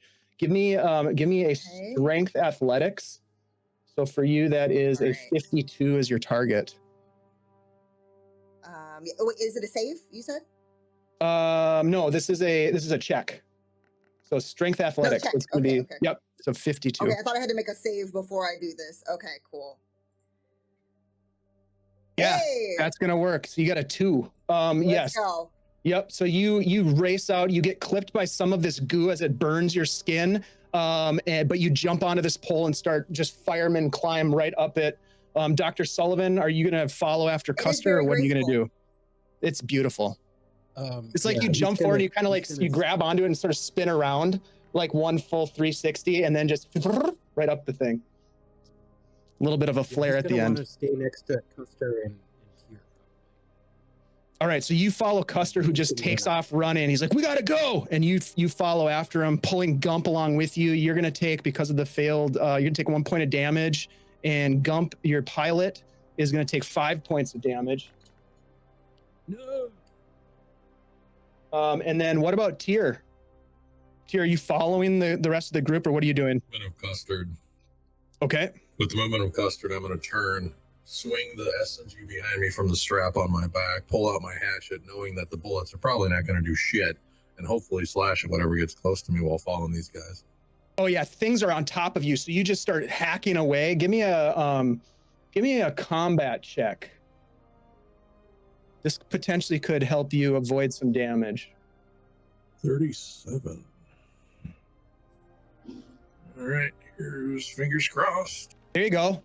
All right. So yeah, as this almost like pseudopod limb comes in, you just hack at it with your hatchet, and it drops to the ground, just writhing and sort of like wriggling on the ground. But you manage to avoid getting any damage. As the 4 of you and Gump take off running, Jimmy is gone. He's lost, and Rose is climbing ever so gracefully up this pole in the room. Yeah, I'm trying to get to if there's like any type of ledge or a second story that it's basically free of all these. There's a mezzanine. So that way. Yep, there's a mezzanine that you can climb up to. The same direction as everyone else, but just like trying to be on that level. Absolutely, yeah. You pull yourself up onto the mezzanine, and when you do, you jump over, and you see that there are 3 musicians. The trio of musicians are huddled there, just down there, like, oh my God, you're alive! Oh shit! We gotta get the hell out here! Come on, follow! Come on, let's go! Come on, Jane, let's go. I'm scared. Just come on, trust me. Okay. She reaches out, grabs this guy's hand, he lifts her up. The other guy is up. He's got this just mustache that's all like Kitty Wampus. He's like, "Oh, let's go!" And they follow you as you run across the mezzanine. It leads back down the stairs, and you guys all kind of convene at the opposite end of the atrium as this mass of like sort of humanoid form, but not really creatures or creature. It's hard to tell. Are all sort of like following you in this sort of slow, lumbering pace. You get out the door and run down the promenade. Yeah, big time. And sticky Voltron. You run down the promenade, and you know where you're going. You've been here before. At the end of this hallway is the docks district. Your ship, the mercenary stronghold, their beachhead. What do you want to do? Everybody huddle up, come here. All right, here's part of an idea.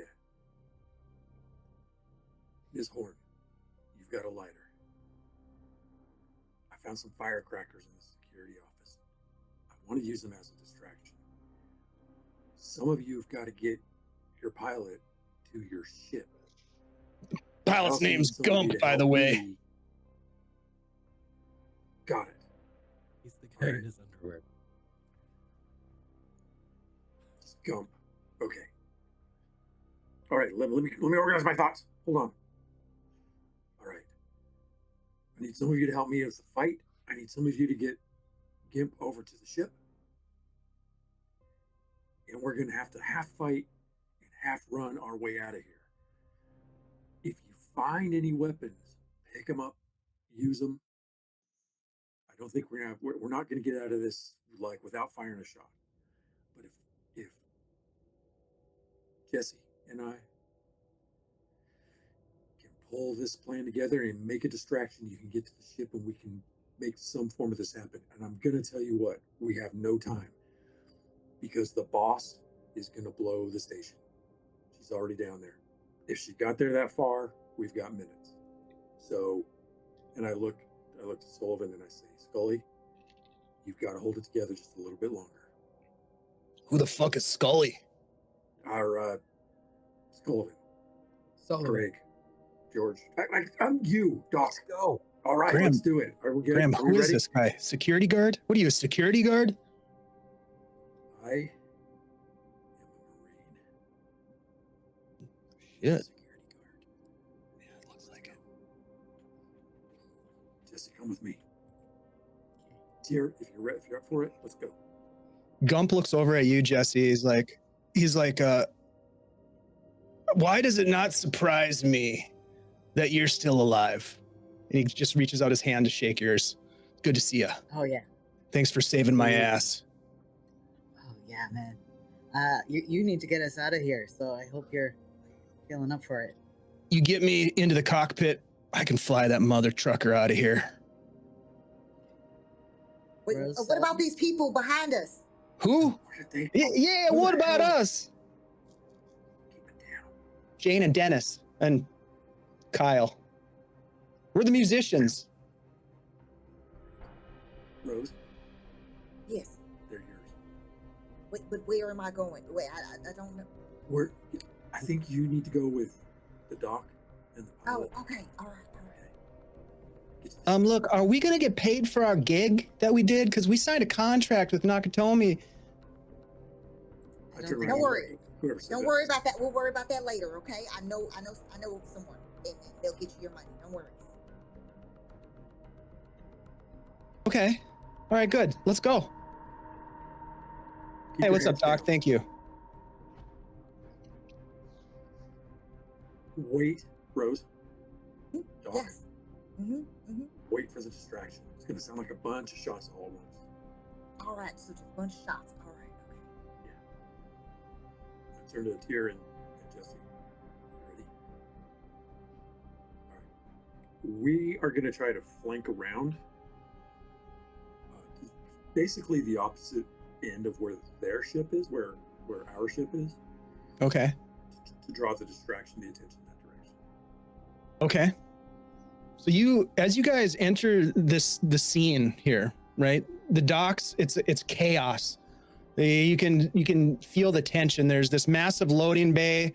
It's buzzing with activity. There's Black Shield mercenaries. On first glance, you count 6. You do a second head count, there's 8. Another head count, there's 14 of them, and they are in various states of preparation. You can see that some of them are giving orders to each other. Others are carrying what appear to be cargo of some kind. And then you see this large containment vessel, reinforced glass paneling, and it's glowing with this eerie blue light, and it's being carefully carried and hoisted onto the ramp of this Black Shield ship. And you can see on the side of the ship, it has the name written on it because that's what you do when you're cool and you're a mercenary in Mothership. It says Breaker.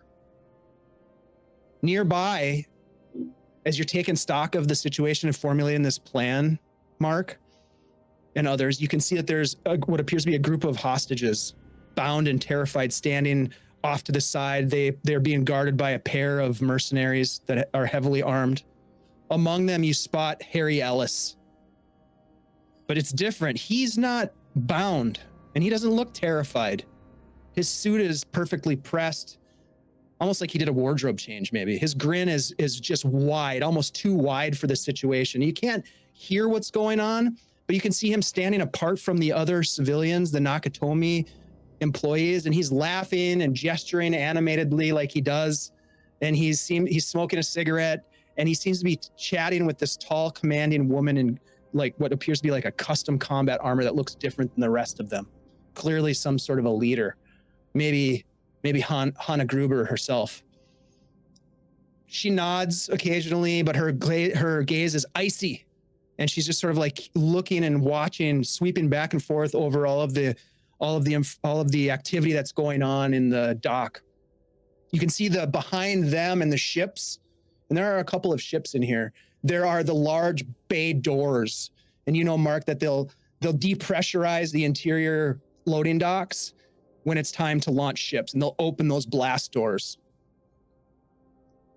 You can see her kind of nodding, and then you hear his voice piercing through all the chaos, and that's a win-win, babe. You get what you want, and I keep everyone calm. We all walk away a little bit wealthier than we were before. Trust me, Hannah, babe. This is just good business. Just spoken like a true snake oil salesman. Disgusting. Listen. I have another plan. How about this? Because that one right there needs his comeuppance. He really does. So what I'll do for all of you, I'll be the distraction for him and Miss Thang. So that way you all can help those poor people there and hopefully get off of this situation. Get out of here. Two questions. One, are we closer to another ship than the one than ours? Is there an alternative? And two, is there some sort of console or terminal I can get my hands on to see if I can fuck with some of the doors and systems in this bay, lights, whatever it is? Yeah, there's a console nearby. There are multiple ships in here. And yeah, you're probably closer to someone else's ship than you are to the one that you came on. Absolutely. Let me hit that console, find out if we can have access to some of those ships. They're not locked down. Maybe we can get out with a different ship closer. Hey, Grump, can you fly any of these? He kind of looks out at the ships. Yeah, but I ain't leaving Almeida behind. She's my baby. We may have to choose between dying and taking one of those ships. I choose to I live. look at Rose. Yeah, I look at Rose and say, Rose, I admire your moxie, but if you stay back here and have anything to do with Ellis, you're gonna die.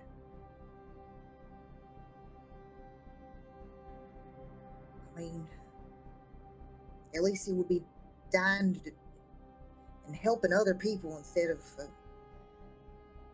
world needs more what could people like happen. you, Rose. We need people that care about other people like you.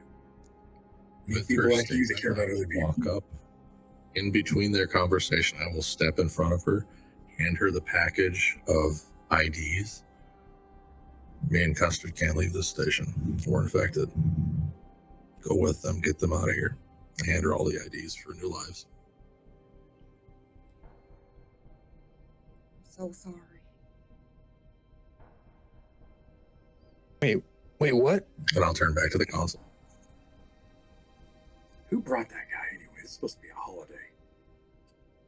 Yeah, Merry fucking Christmas. Yeah. Look, get me to the Almeida and I can get us out of here. You get those doors open, Tyr, and we can get out of here. There's going to be a sudden depressurization. Anything that's out in this dock, not protected, if you don't have a vac suit on, you're fucked. Along with the rest of I'm us. synthetic, I'm fine. I'll stay here. I'm synthetic. At which point I'll look to see if I can control lights, doors, anything I can get my hands on, and that I'll also take advantage of the whatever security clearance I have from Custard or other people. Before you turn to the console, Gump looks at you and says, you know what, Tyr? I never fucking liked you. Android creeps the shit out of me. But you're a goddamn hero today. Good luck, brother. He reaches out and does like the Predator handshake with you. And I will just like full stock eyebrow and then follow through and do it as well. You won't be forgotten for your good deeds. Well, I mean, eventually you will. I But turn to Dr. Sullivan. Well, okay. Time. You need to hush up. Dr. Sullivan. And hand him the vial of goop. Is that it? This is what we ran into. Study it if you can. Do not let this cause problems. And I'll hand it to him, even though he's kind of tweaking out. When Gump turns around, I'm standing there. I'm like, oh, he's a synthetic. I'm gonna die.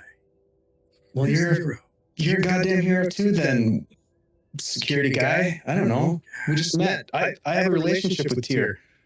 I don't know you. Yes, so but do hey, I. Apparently, thanks for getting my Sullivan relationship and is more Horn. committed than yours. Apparently, It's true. I'm not Anyway, committed to anyone. I'm committed to that ship. She's my baby, my lover. That's a little too much Yes, information. Well, you asked, So didn't you? I'm trying to get a visual No. idea of I guess what's you did. happening in the dock. So is it like? So is it kind of like we're sitting in? Like there's a think of this as like the walkway we're in. All the ships are like lined up. Sure, absolutely. There's ships lined up in the docks. The breaker, which is the main Black Shield ship, is larger than the others and is setting off to the side beyond the rest of the ships. Your ship is off to one side. They are loading up this containment vessel onto the ship. Ellis is doing his thing, and that's when you guys hear this massive, ear-piercing alarm klaxon that goes off. And this automated voice comes over the intercom. Warning, reactor core malfunction detected, critical containment failure imminent. This is not a test. Reactor core meltdown imminent. Evacuate immediately. Complete failure in T-minus 4 minutes. That's when you watch as you look back out at each other, and then you look back towards Gruber and Ellis, and Ellis is still like doing this thing where he's smoking, and Gruber doesn't even look at him. She just pulls out a pistol, pops him in the head, and he just drops to the ground. And then she looks up and she shouts something to the group. She says, "You heard it! Move faster! Get that container on the ship! Decompression in 60 seconds! Let's go!" Now, Tyr, as you log into the terminal, you're gonna need to make a hacking roll. So go ahead and give me a hacking check. For you, this is gonna be an intellect plus your hack. So you're gonna be looking at a 64. I want to grab Jesse by the arm and say, Jesse, give me your lighter. You got to get out of here. Go with me. We need that distraction. I'm going to work my way away from the closest ship that they can get to. Nice. Okay. Yeah, you can get to, if you guys sneak, you'll be able to get to your ship. Right now, the musicians are kind of like, what do we do? What do we do? Jane, stay close. What are we gonna do? Tyr, you get on the console and you hack into the system. What are you trying to do at this point? At which point, Mark, how long do you need before I open these blast doors to suck the vacuum out of here? And then I'll kill the lights when you need me to. Light those fireworks when you're ready. What kind of timer do you need? 30 seconds. Because I'll just stay at this console. Just give me 30 seconds to get to my spot. I'm going to light these crackers, these firecrackers, and I'm going to do whatever I need to do next. Now, is Miss Horn coming with you? She's got the fireworks, or is... Nope. I've got the fireworks. I've got the lighters. They're all even. It's you and me, just like you said. With that, though, I'm going to walk up to Miss Horn. Miss Horn, I'm going to hand her the SMG. Keep him safe. Will do. Thank you, Tyr. Oh, nobody wants Sullivan to have. Rose is going to try to go to the hostages to try to help with getting them boarded as well. Okay. So Tyr's, hold on a sec. Let me just quickly make sure I understand what you're trying to do. So Tyr, you're going to open the blast doors and hit and kill the lights. Custer, you're going to create a distraction of some kind, Yep. right? And I'm Rose, picturing it. yep, Rose, you are going to go to try to get the other hostages. Yeah, because we're heading, I think, aren't we heading in that same direction? That's on the other side of this, the docks, That's actually. where we're heading, right? You guys, not really. It's not really where you're heading, No, but it's you can not? still do it. It's just not exactly where the rest of you'd be splitting off from the group to do that. Hmm. So think about that. Jesse and Sullivan, what are you two doing? Are you're going with Gump towards the Almeida? Yeah, I mean, Sullivan is looking at the hostages just to see if there's any way that they can help them. If he sees an opportunity, I guess. It looks like it could get you killed. Then he's too stressed out. I don't think he would consider that. Okay. He's just keeping his head down and trying to be quiet. Gotcha. Okay. I'd be moving towards the ship with the musicians and stuff. I'd look at Rose pleadingly, but like I'm torn. But I'm heading towards the ship. I want to get out of here.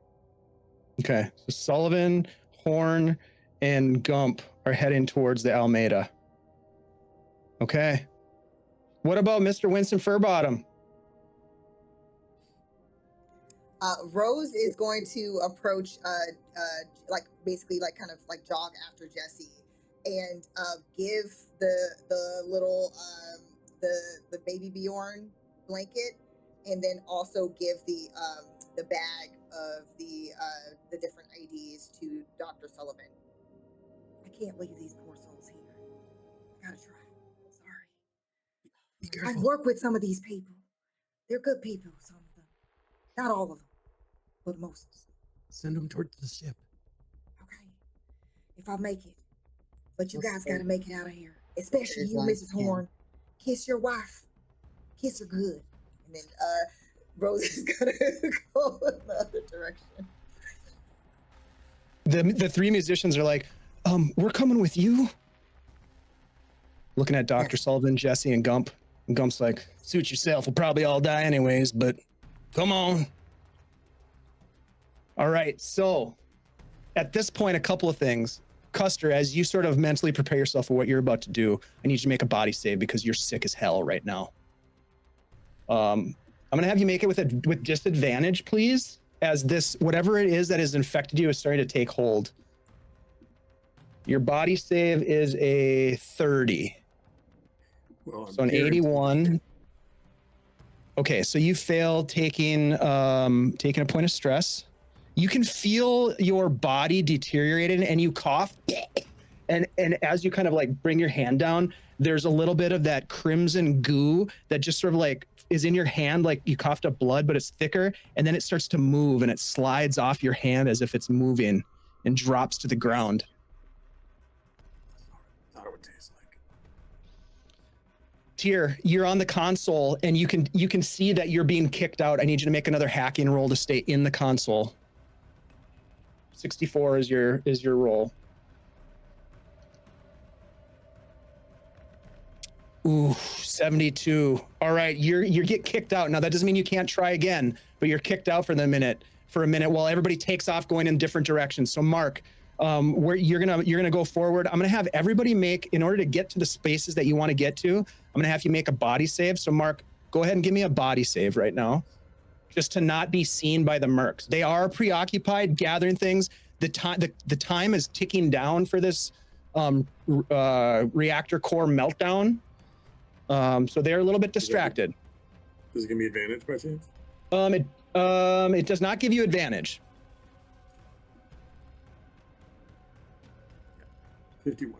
51. Okay, so describe for me where you are headed as you are trying to sneak out. You're gonna get out to.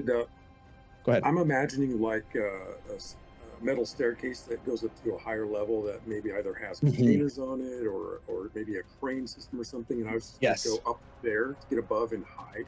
Yes, there's like a gangway or like an upper level where you can walk. And yes, absolutely. As you are going up the stairs, you hear, "Hey, what the fuck?"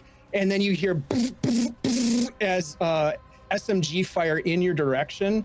Let me go ahead and get some damage here. SMG, where is it? There it is. 2d10.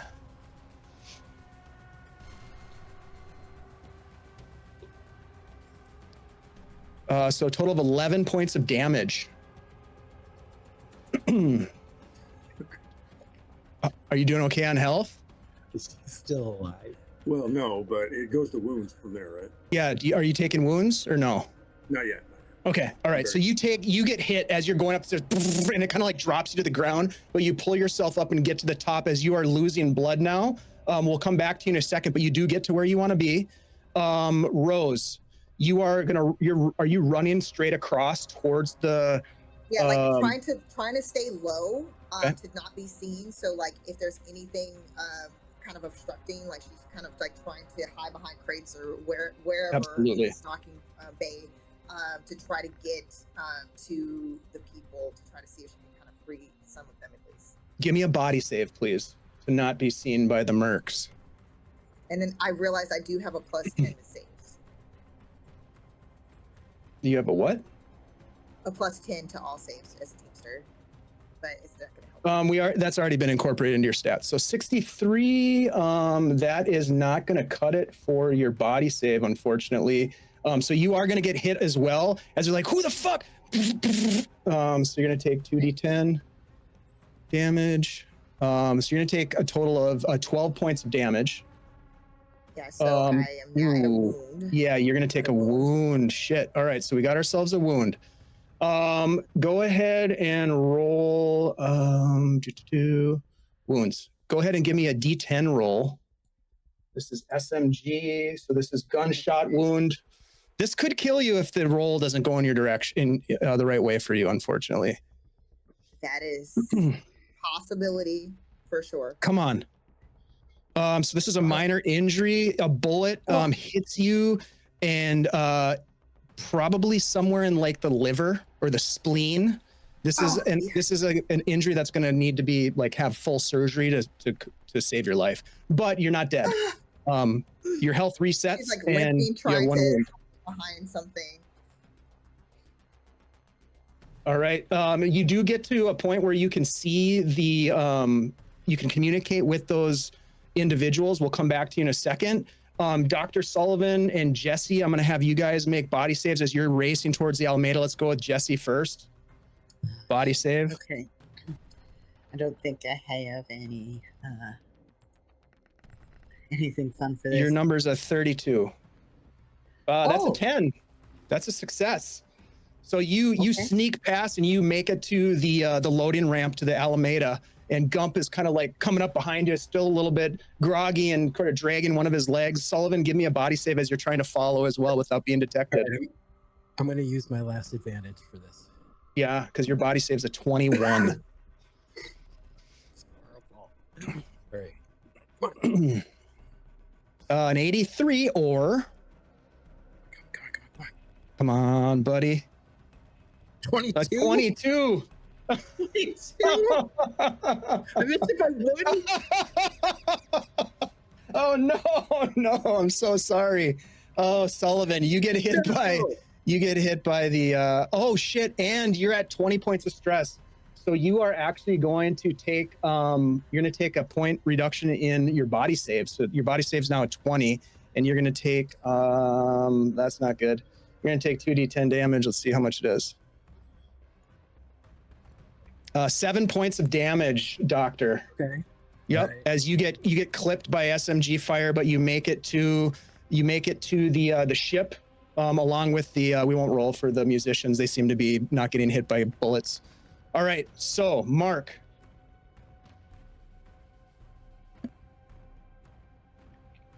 What are you doing Tyr, you got kicked out of the terminal. Do you want to get back into the terminal or do you want to move? Oh no, this is important. I'm getting Yeah. All right. So go ahead and give me another hacking roll. 64 is your number, please. And then we'll go to Mark. Did not meet. Well, it's a 10 and an 80, so 90. Nope, that is an 80, but still doesn't help you. You do take a point of stress, and you can't get. Yeah, that 10 is a 0. You can't get into the system. You keep trying, or you can ditch it or keep trying. It's totally up to you. Just gonna keep trying. Okay. This is where I will get them out of this. Let's freaking hope you succeed. All right. So first we'll go to Custer. Custer, implement what you wanted to do now. You made it up the stairs. You're bleeding out, but you made it. All right, I'm leaning against like maybe a counter or some sort of workspace, and I'm gonna take out the firecrackers and I'm gonna light them, and then I'm going to toss them overhand grenade style further up towards whatever's going on farther away. Okay. What's the intent? Yeah, tell me what the intent is. The intent is to distract the black shields and also signal the rest of the group that we're on. Like this is your moment. Okay. All right. So you light the firecrackers, throw them as far as you can. They start to go off. And you watch as a bunch of the mercs kind of look over and they look back at Gruber, and Gruber's like, take care of that shit, shut it down, and then get on the ship. We're leaving here in 30 seconds. And they're like, 30 fucking seconds? She's like, do it. And they like run in that direction, leaving 2 sentries that are with the hostages. And there are still 3 mercs that are coming after you, Custer, after they saw you going up the ladder to get to the upper level. So they're coming up after you. Rose, you made it over to where you can communicate now with the hostages, but there's 2 sentries there that haven't seen you yet. They got distracted by the fireworks. Okay, but they haven't. So are these people bound by like what kind of? Yeah, they've got they're zip tied. They have their hands behind their backs, zip tied. Yep. And they're just like, what the fuck? What's going on? I'm gonna try to basically motion for them while the 2 are distracted to like be quiet and kind of motion them to like pointing in the direction of the ship. Because even if they're zip tied, are their legs bound, or is it just their? No, just their hands. Just their hands are bound. Yeah, because they can get like get up, fire, go and go pointing at basically at Mrs. Jesse and Dr. Sullivan in their ship, and basically trying to beeline to like follow her, like follow me, and then she's heading in that direction. The sentry mercs are like, don't fucking do it, and they're just like, shit, and they all sort of scatter and start running. The 2 mercs kind of look and they're like, fuck this, and they go the opposite direction. They go towards the breaker to get the hell out of here.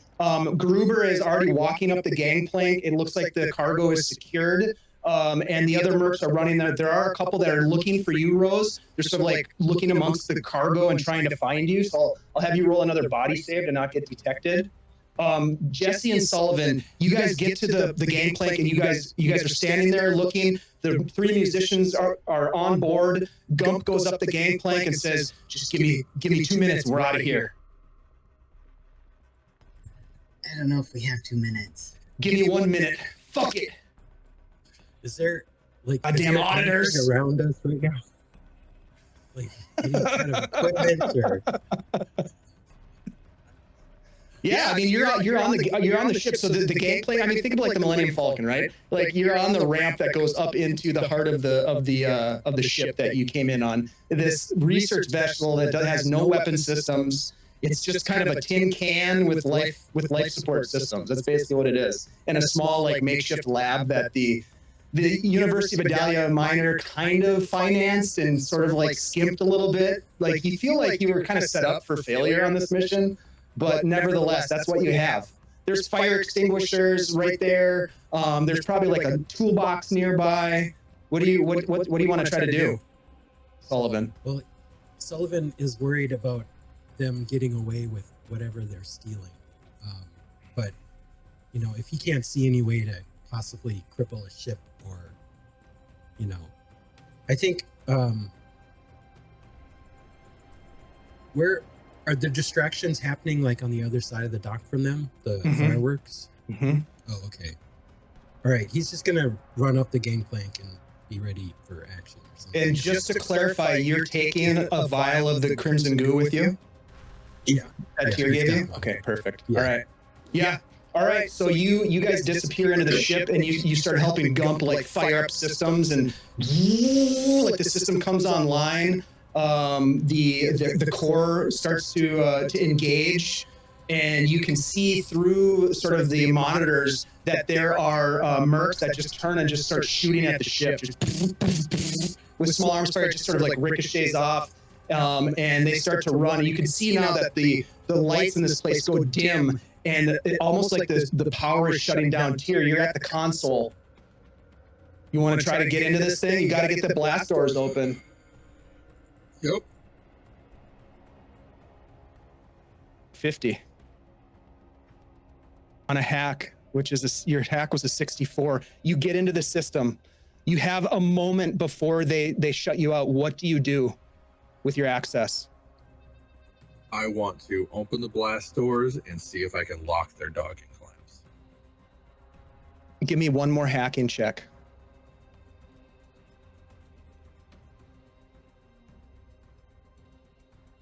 59, dude.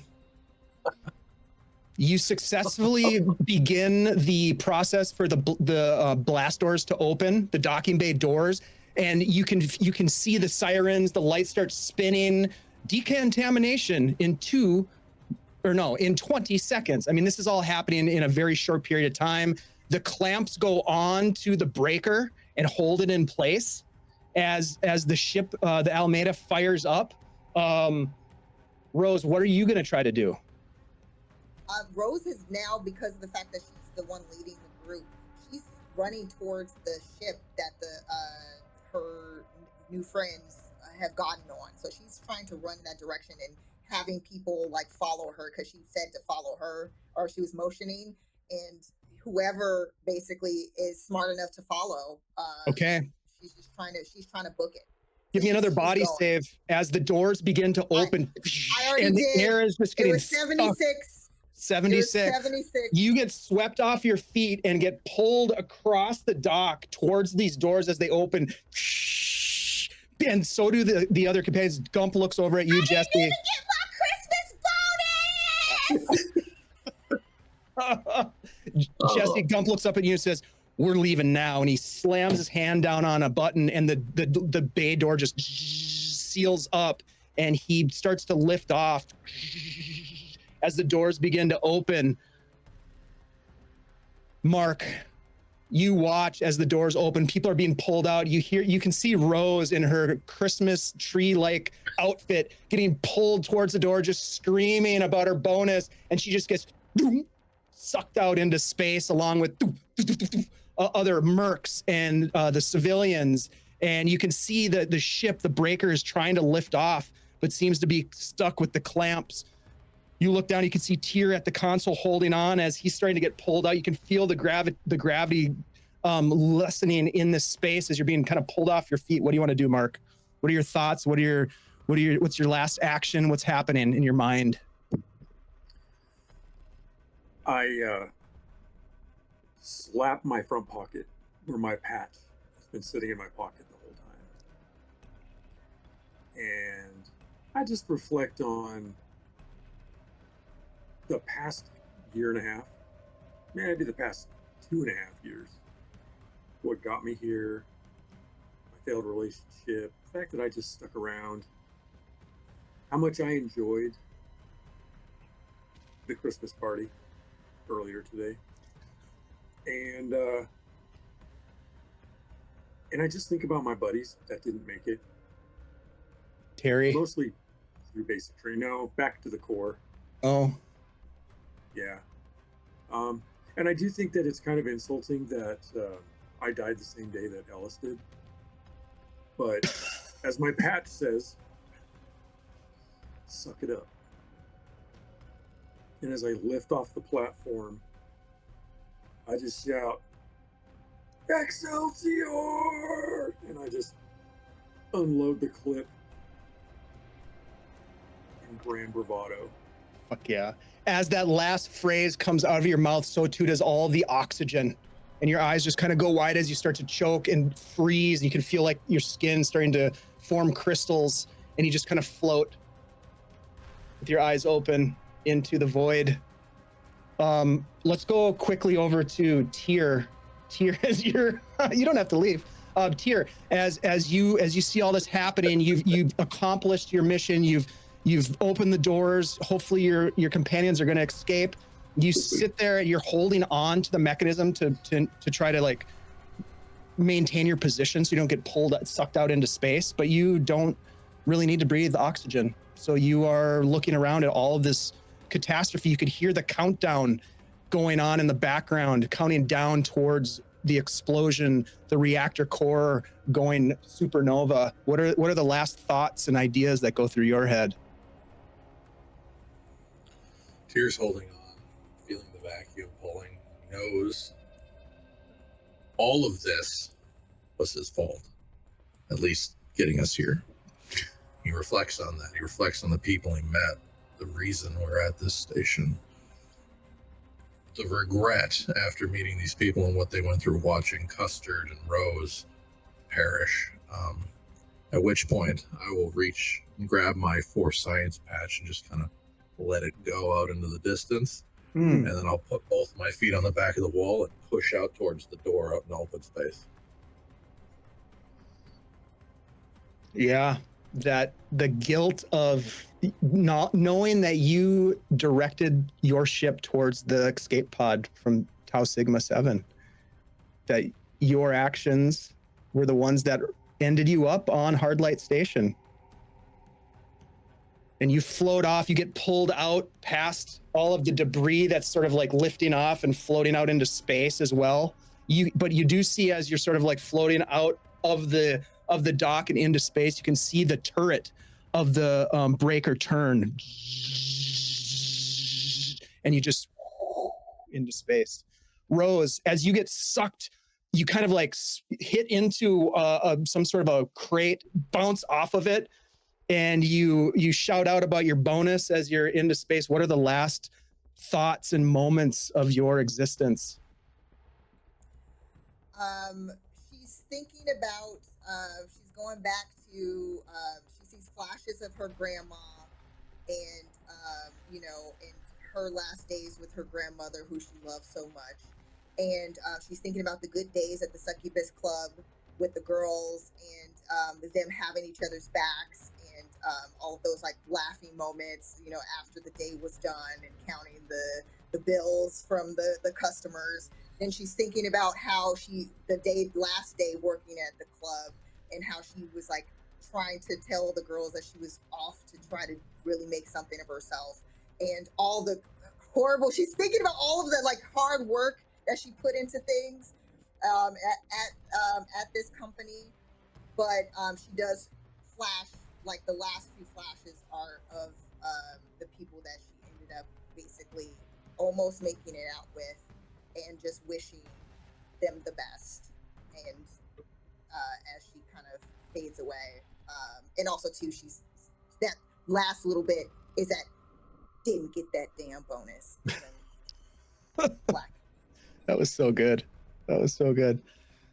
Yeah, you just float out into space. Everything gets cold. The oxygen is sucked out from the lack of pressure, and you just kind of feel your body go calm and quiet, and your eyes ice over as you see the crystals form and go lifeless. Meanwhile, on board, Gump was like, "Oh, go ahead." The little gift like floats off into space. Yeah. Meanwhile, on board the S5 Alameda, Gump Worsley is at the controls, and he's trying to lift this thing up. He's like, "This is going to be tight. Holy shit! Hang on, everybody!" And he kind of like lifts off as the doors are opening to their full extent, and he is going to take off through. I would like Horn and Sullivan to make their final panic check of the night, please. This is a D20. You're gonna try to roll over your stress now. Andy, your stress is a 20. So you're gonna fail the panic check, but what you roll is important. So before you roll, let's go with Jesse first. Jesse, give me a D20. You're gonna roll over a 3. Yeah. So 3. My stress is a 3. Not super stressed. How is that possible? 11. Thank you. Yeah, you're fine. You're like, Gump, you got this. Like, we could do this, like you're feeling good about this. Gump's like got his hand on the throttle, just white knuckling it. Sullivan, give me a D20 roll on your stress, please. Okay, here we go. You want to roll low. 11? Panic. No, that was. Did it roll? Oh, a 2. A 2, that's great. You gain 1 stress as you are nervous about what's about to happen. That's almost as good as you could possibly do. That is going to come off of your, we'll call that a fear. So your fear is going to drop down to 22. As Gump takes off into space, you look out the window, Jesse, or like the display, and you can see behind you as he out of the docking bay, you can see people floating past the out of the bay doors as the ship takes off, and you look down and you can see through the monitors the turret turn from the breaker ship as it looks like it's preparing to take a shot at your ship. I would like, let's do this. Let's have Jesse, go ahead and give me a D100 roll. This is for the breaker.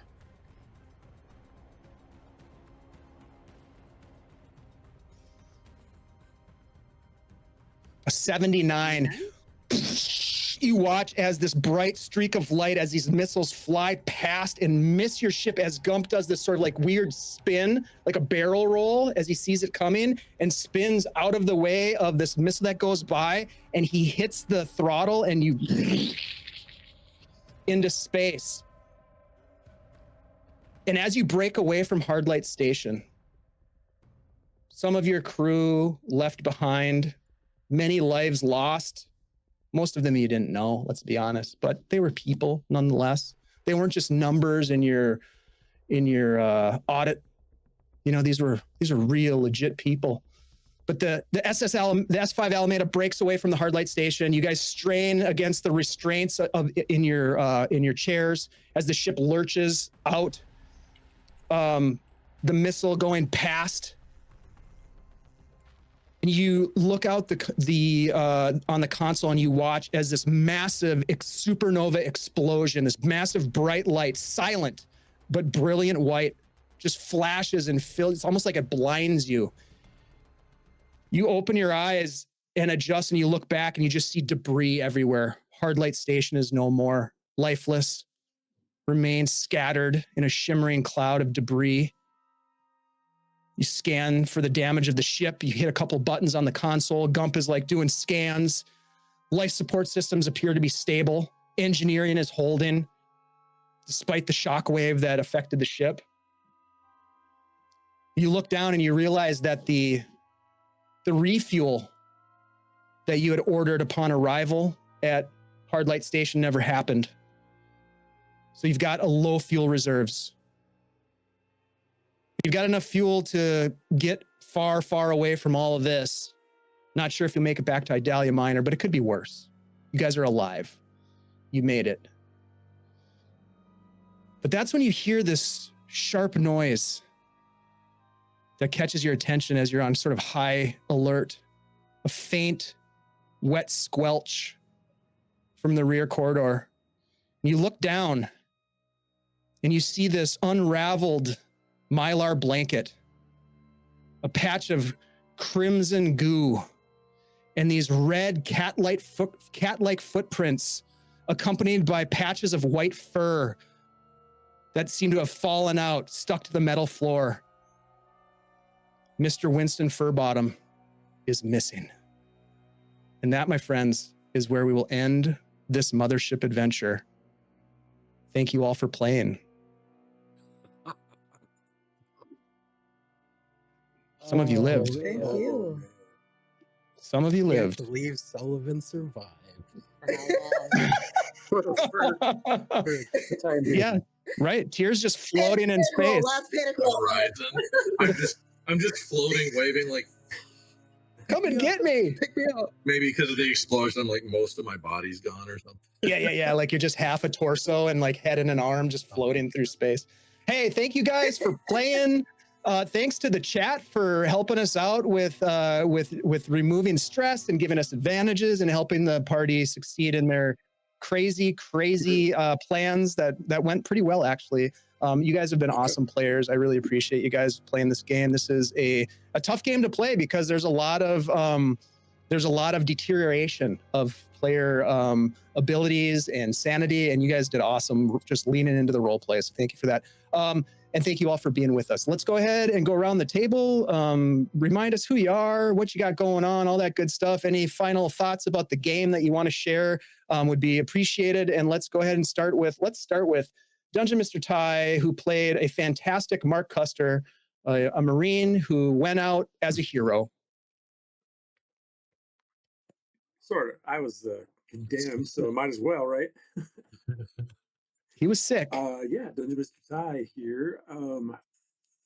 He was sick. Thoughts about it? It's Mothership is just such a it's that game of that setting, you know. And I always love it when somebody survives, though, because I'm not really compared to like 10 Candles, where no one's supposed to survive. But I think that hope of survivability adds a lot to the outcome. So it's virtually a win when somebody actually survives Mothership. But it was really, the intensity just kept ratcheting up in this one, and that's what you want, I think, also in this game. So as we got towards the end, I was thinking back to really how lovely the Christmas party was. If we could have just stayed there and enjoyed ourselves, we probably would have had a good time, and I wouldn't have quit. But yeah, I am the owner of Adventure Sling Productions and creator of New of Arden and the Fortunes D4 system. And shout out to Jose in the chat, who designed the New of Arden logo and Hell yeah, beautiful in the game that I am working to reel in and put out in the world sometime very soon. So, but meanwhile, I look forward to being back, and you can find the Adventure Sling podcast and the Chronicles of Nephis podcast at adventuresling.com.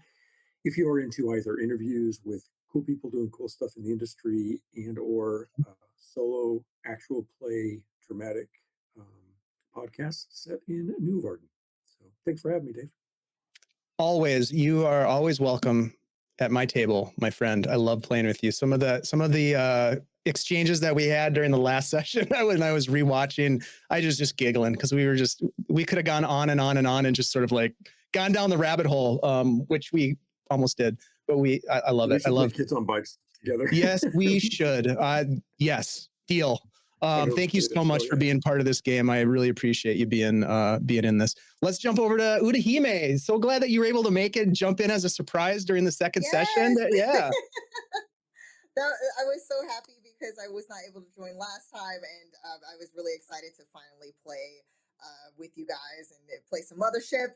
And I played another offshoot of that, Archiver, on a different channel. So this is just a Mothership time for me, Mothership month and a half, which has been really fun. So Wild Ride, I survived in that one. Didn't survive this time. I didn't think my luck would be that good this time around. I got close. It was close. But, you know, Mr. Furbottom, I don't know. Jesse and Dr. Sullivan at least made it out. We'll see about Furbottom. But no, this was amazing. It was so much fun. And all of you guys, it's always, I mean, again, a pleasure to work with each and every one of you. And on this channel, everybody's fantastic. So thanks for having me. Thank you. My name is Utahime. You can find me on the socials at Utahime Cosplay or at Brianna DeCoster on X. And yes, I'm up to lots of nerdy, geeky shenanigans on a weekly basis, including the hosting that I do. Other than just cosplay, I do host events, and I'm going to be hosting at Holiday Matsuri. So anyone in the Orlando area, I will be there this weekend. It's going to be a lot of fun. There's even tabletop there and TCG stuff too, not just anime. So definitely come check it out if you get a chance, if you're in that area or traveling. Then you never know. If you want to do it, do it. Come and join us. But other than that, again, it's been an honor and a pleasure. And thank you everyone in chat for helping us make it that far, because we wouldn't have without you guys. So thank you again for watching and supporting. Thank you so much, Udahime. I always love playing with you. We've had some great games together, and this is one of the most exciting. This thing ratchets up. The stress levels are crazy. Yeah. Yeah, I love it. I've learned that a lot with all the Mothership games I've been playing recently. Yeah. That core mechanic of stress and panic is really fun. So thank you for leaning into all of that, as you always do. Let's jump next over to Josh. Josh, so glad that you're able to jump in on this game. Actually, you sort of were the impetus for me to be like, oh yeah, I've been wanting to run this Hardlight Station game for a long time when we were having a conversation. So I'm glad you were able to play. And welcome to Guild Superior, my friend. No, thank you for including me, and it's been a pleasure to. If I haven't already met you or meet you all or play with you all, it's been an absolute joy. I'm very new to this TTRPG thing last couple of years, and yeah, Dave has not only with this game inspired me, but I might actually GM my first game being Mothership. So Hell yes, that would be what great. spawned the whole thing. So not until mid next year. We got book updates to do, but yeah, I'm Josh, also Gunvald, one of the two people who created House of Eidolons. We're working on those book updates. You can find it on our website, eidolonsrpg.com. And yeah, hang out with Kill Superior. We'll be doing stuff with these guys for the next foreseeable future, honestly. We got a game coming up at the beginning of the year.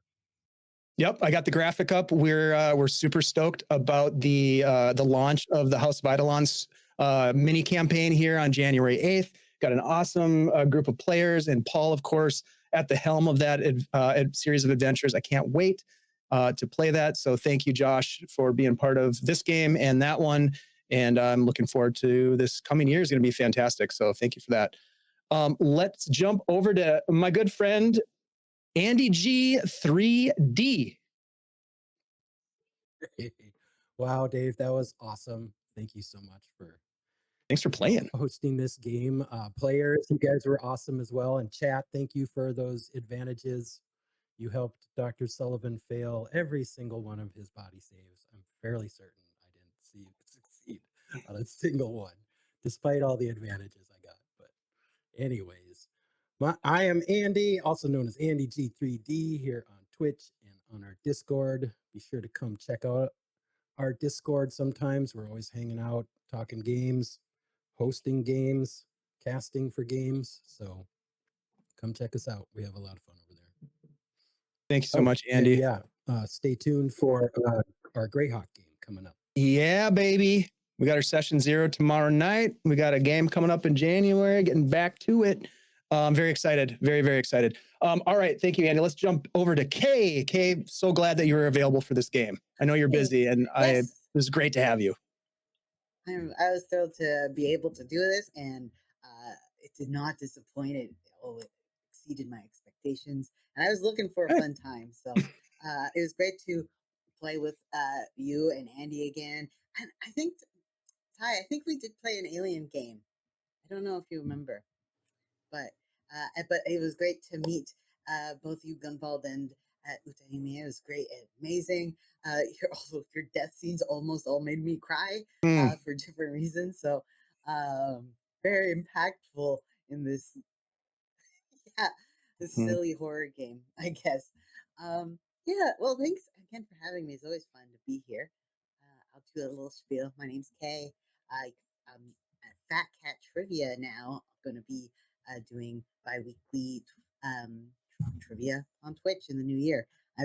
It's 11:30 here. I'm getting sleepy. Yeah, I understand. Totally. We have your link. We got your link tree in the chat for people. Go check out Kay's stuff. Go check out the Fat Cat Trivia on Twitch. The link will be there. Kay, love playing games with you. Can't wait till we get to the next one. It's going to be crazy, I'm sure. Yeah. I'll have my eyes on the casting announcements. So. Oh, hell yeah. Hell yeah. You guys have been absolutely fantastic. I love playing games, and you make it so much fun because of the great role play and just leaning into all the chaos. That really makes me happy, and I love watching you do your thing. You guys are true pros, I will say. I would like to thank really quick the folks that wrote this module. So, it's right in front of me. Dying Hard at Hardlight Station, absolutely fantastic. I'm going to put a link in the chat for folks if they want to go grab this. You can get a physical copy or digital copy or both, which I recommend. Really, really fun. It's definitely loosely based on the Christmas classic Die Hard, and we leaned into that a little bit, and it was really fun to do so. So go check that out. The Christmas movie, the best Christmas movie. Although I really, really like Home Alone. But yes, it's very, very good. And I'd also like to give some shout outs to the folks at Tabletop Audio for the music that we use. Again, I plugged them at the beginning. I'll plug them at the end. Go support their Patreon. You get access to a bunch of additional music tracks and that sort of thing. I also need to make sure that I mention we are launching in the new year at Guild Superior Discord an organized community gaming system or platform. We will have, I believe, 3 games that are going to be available for folks to sign up for, run by experienced GMs. But also we envision this to be an opportunity for people to who aren't as experienced GMing to give themselves an opportunity at GMing, to hone their skills, to play in a safe place where we have sort of this collective social agreement about safety and gameplay. So if you're interested in getting involved with that, we will be opening up the first round of registrations for games on Saturday. So I just put a link to the Discord in the chat. We invite you to come and join us in our Discord, get involved with the gaming. There's a lot, as Andy mentioned, there's a lot of great conversations and camaraderie that goes on, as well as connections to be made. And I'm really excited. Our good friend Alex has helped us to set up this platform to be able to host and run games in a very organized manner, and it's going to be really fun. So come on over to our Discord, and we'd love to meet you and get to know you and play games with you. So with all of that said, we are going to raid into the High Shelf Collective here. So as we raid into them, please give them some good old-fashioned Guild Superior love. Give them a howdy, how are you kind of thing, and we will see you. We're taking the next couple weeks off for the holidays, so we'll see you in January. On January, Tuesday, January 7th with Greyhawk, and Wednesday, January 8th with House of Eidolons. It's going to be off the hook, guys. Come on over to the Discord, get involved. We'll see you next time. I'm done talking too much. Peace.